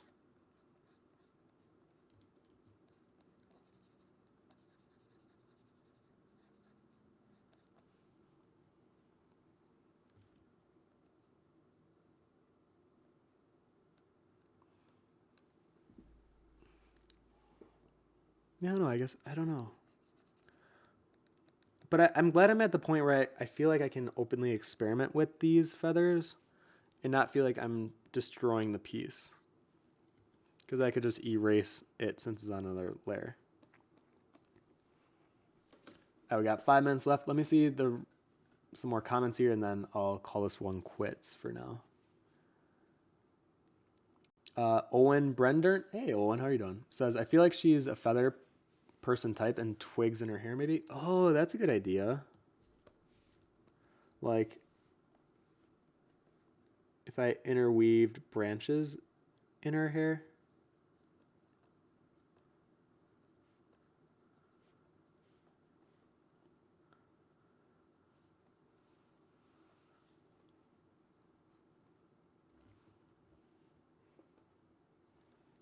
Definitely more of a elementalist type look.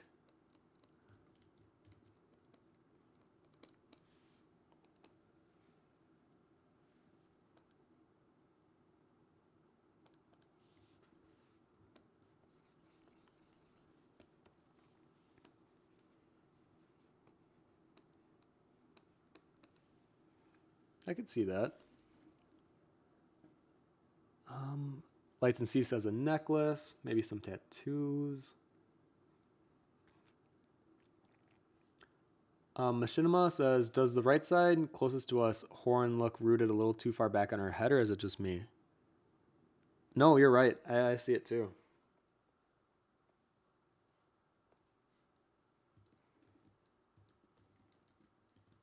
Let's just liquefy that. I think we're going to compensate by pushing that one back a bit further and then moving this one up.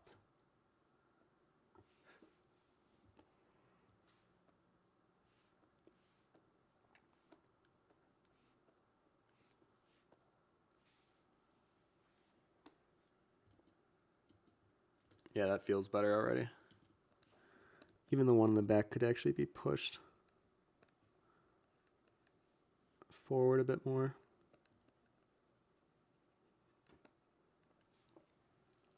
Like that.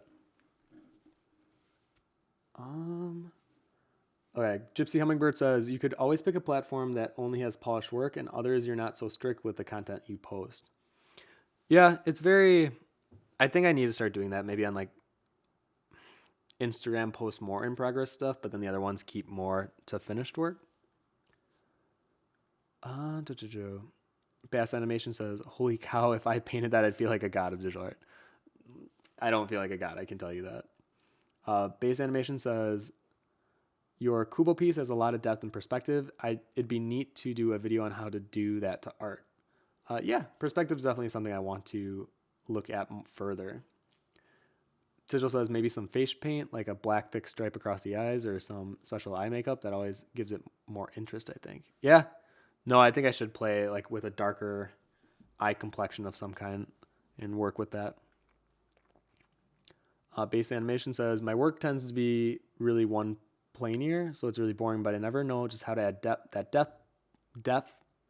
I can't say it today. Punch. It makes art so much more engaging and exciting. Yeah, I agree. I think Kubo was the first time I really engaged with that thought, and I kind of liked how that turned out, but I need to practice more with it.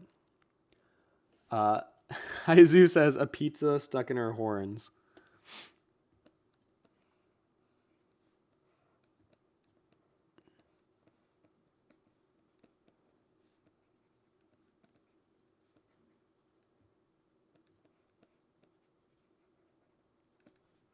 There we go.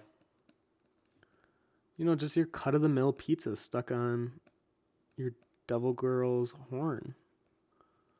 This is normal.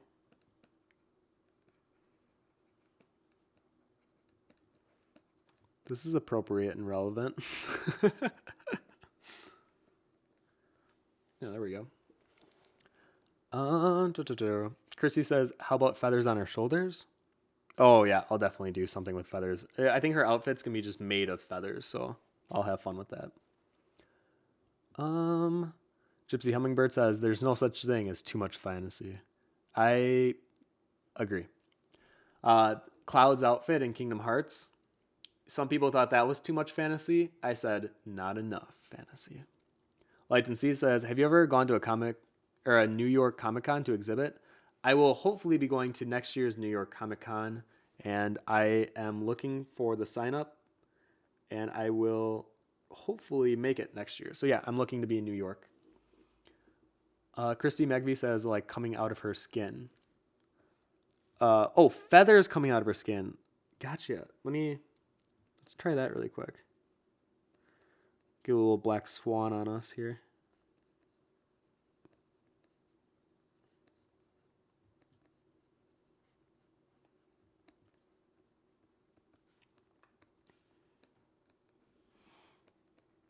Yeah, I kind of like that. I feel like I make my characters too pretty anyways. I need to do things that are more interesting.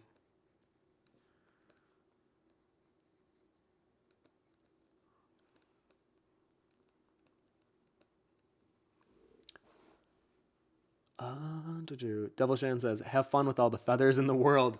Yeah, I'm definitely going to incorporate more feathers here.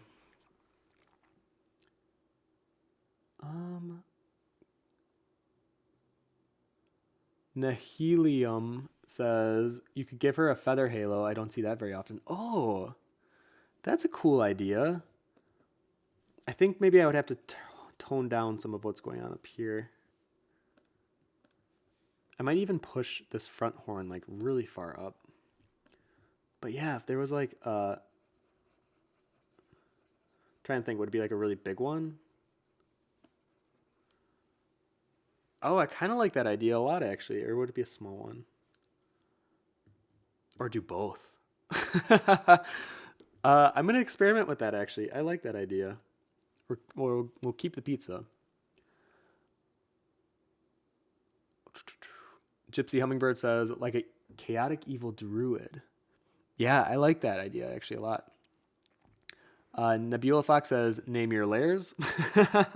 They are named. I got layer 15, I got layer 13, I got layer 11. They're all organized, you know? They're even numerical, you know? Devil Sean says, she kind of looks like a female Loki from Marvel. Oh boy, yeah, she kind of does. I got to change that a little bit. Lavirsh says, are you doing without references? I'm doing this with references. Thank you, Shimitaro, for following. I'll give you guys a quick glimpse at my references. Because like I said, I'm using my own pose for this. And I always talk about how you should never be embarrassed to use your own poses. So I guess I shouldn't be embarrassed about showing my pose. And then I'm using a bunch of photos of fashion headpieces and then winter queens and birds. So let me find it. All right. So there it is. There's my little self-reference there. And it's gone. You had your moment. All right. We're going to end it off soon. Let me finish off these questions though.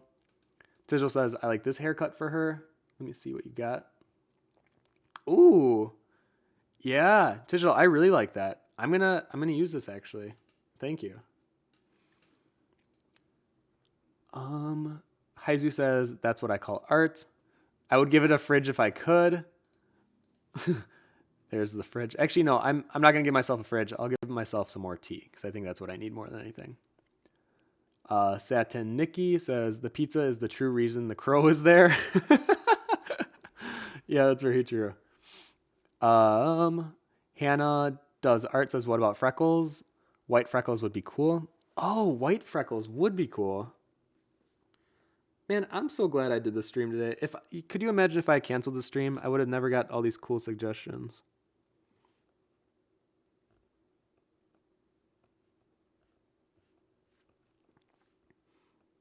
Yeah, Yeah, I've never done white freckles either before.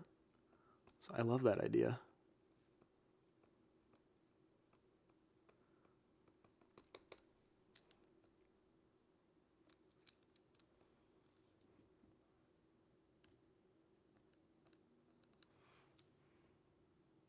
Yeah, I like that. I might add more of those around her body then. Origami Kid says maybe her hands could also have talons or sharp nails. Yeah, I think that's something I wanted to do. I just I didn't think about it when I was doing the hand, but I think that's something I will do. Machinima says give her a feathery loon stone. I don't know what that is. I'm gonna have to Google that. A loon stone.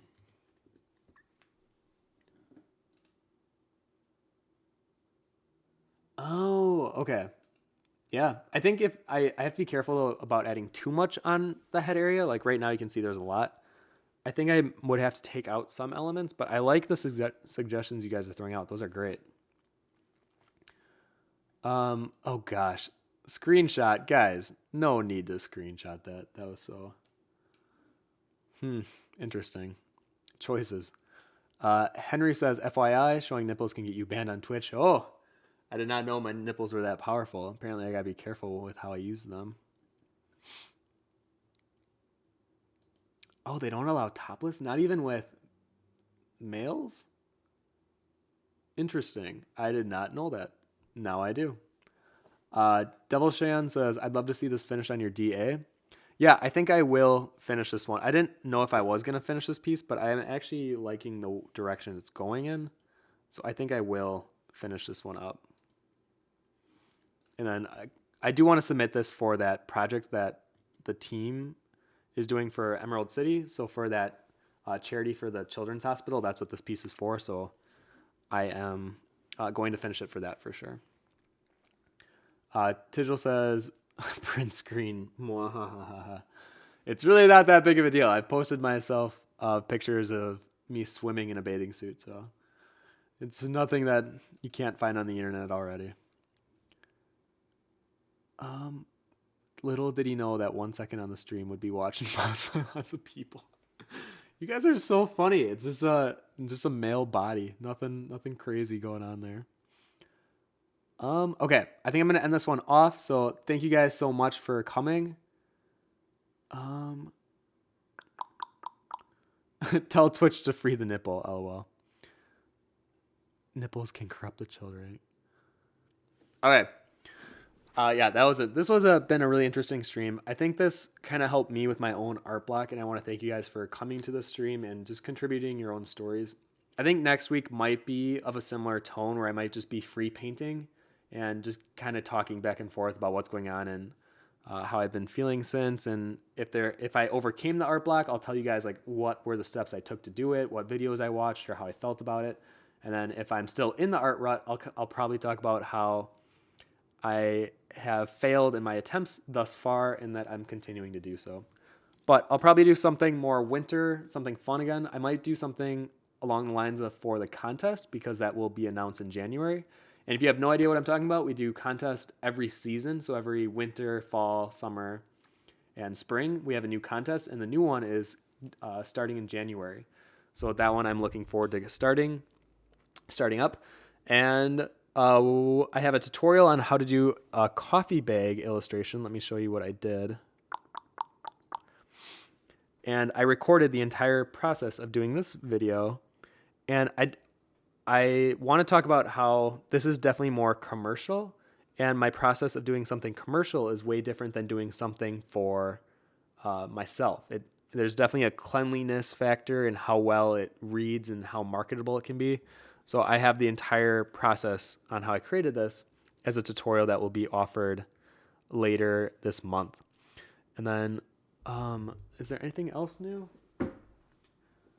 Oh, I didn't even drink my tea. I had my tea the whole time. I didn't even take a sip of it. Ooh, I overdid that one. Oh, that ginger. I feel like I'm just eating ginger right out of the... Oh, like right off the sushi plate there. Still good though, because I like ginger. All right, that's all I got. So thank you guys again for coming to this live stream. We do these every Wednesday at 2 p.m. Central Time, minus 6 GMT. And I am very happy with today and how it turned out. I'm glad I decided to keep the stream on. You guys definitely made it worth my while. So thank you so much. And thanks to everyone who subscribes to this channel. I definitely want to do more than just give you emoticons. So literally, we have that link below that says emoticons and magnets. If you have any suggestions on what you would like as a subscriber, whether it be exclusive streams or a monthly giveaway, I am definitely open and willing to do more than just the emoticons. So thank you guys for subscribing. And yeah, that's all I got. All right, take care, everyone. Bye. Oh, and if you play Last Guardian, don't spoil it for me because I am not playing that game until January, and I'm really excited for it. So don't spoil it for me because I assume one of them are going to die, and I don't want to know which one, and I don't want to know how. So, okay, that's all I got. Thank you guys so much. You guys all get fridges from me today. I'll do a triple fridge post. That's how happy I am right now. So thank you guys so much. Okay, that's all I got. Bye. Okay, bye. Bye.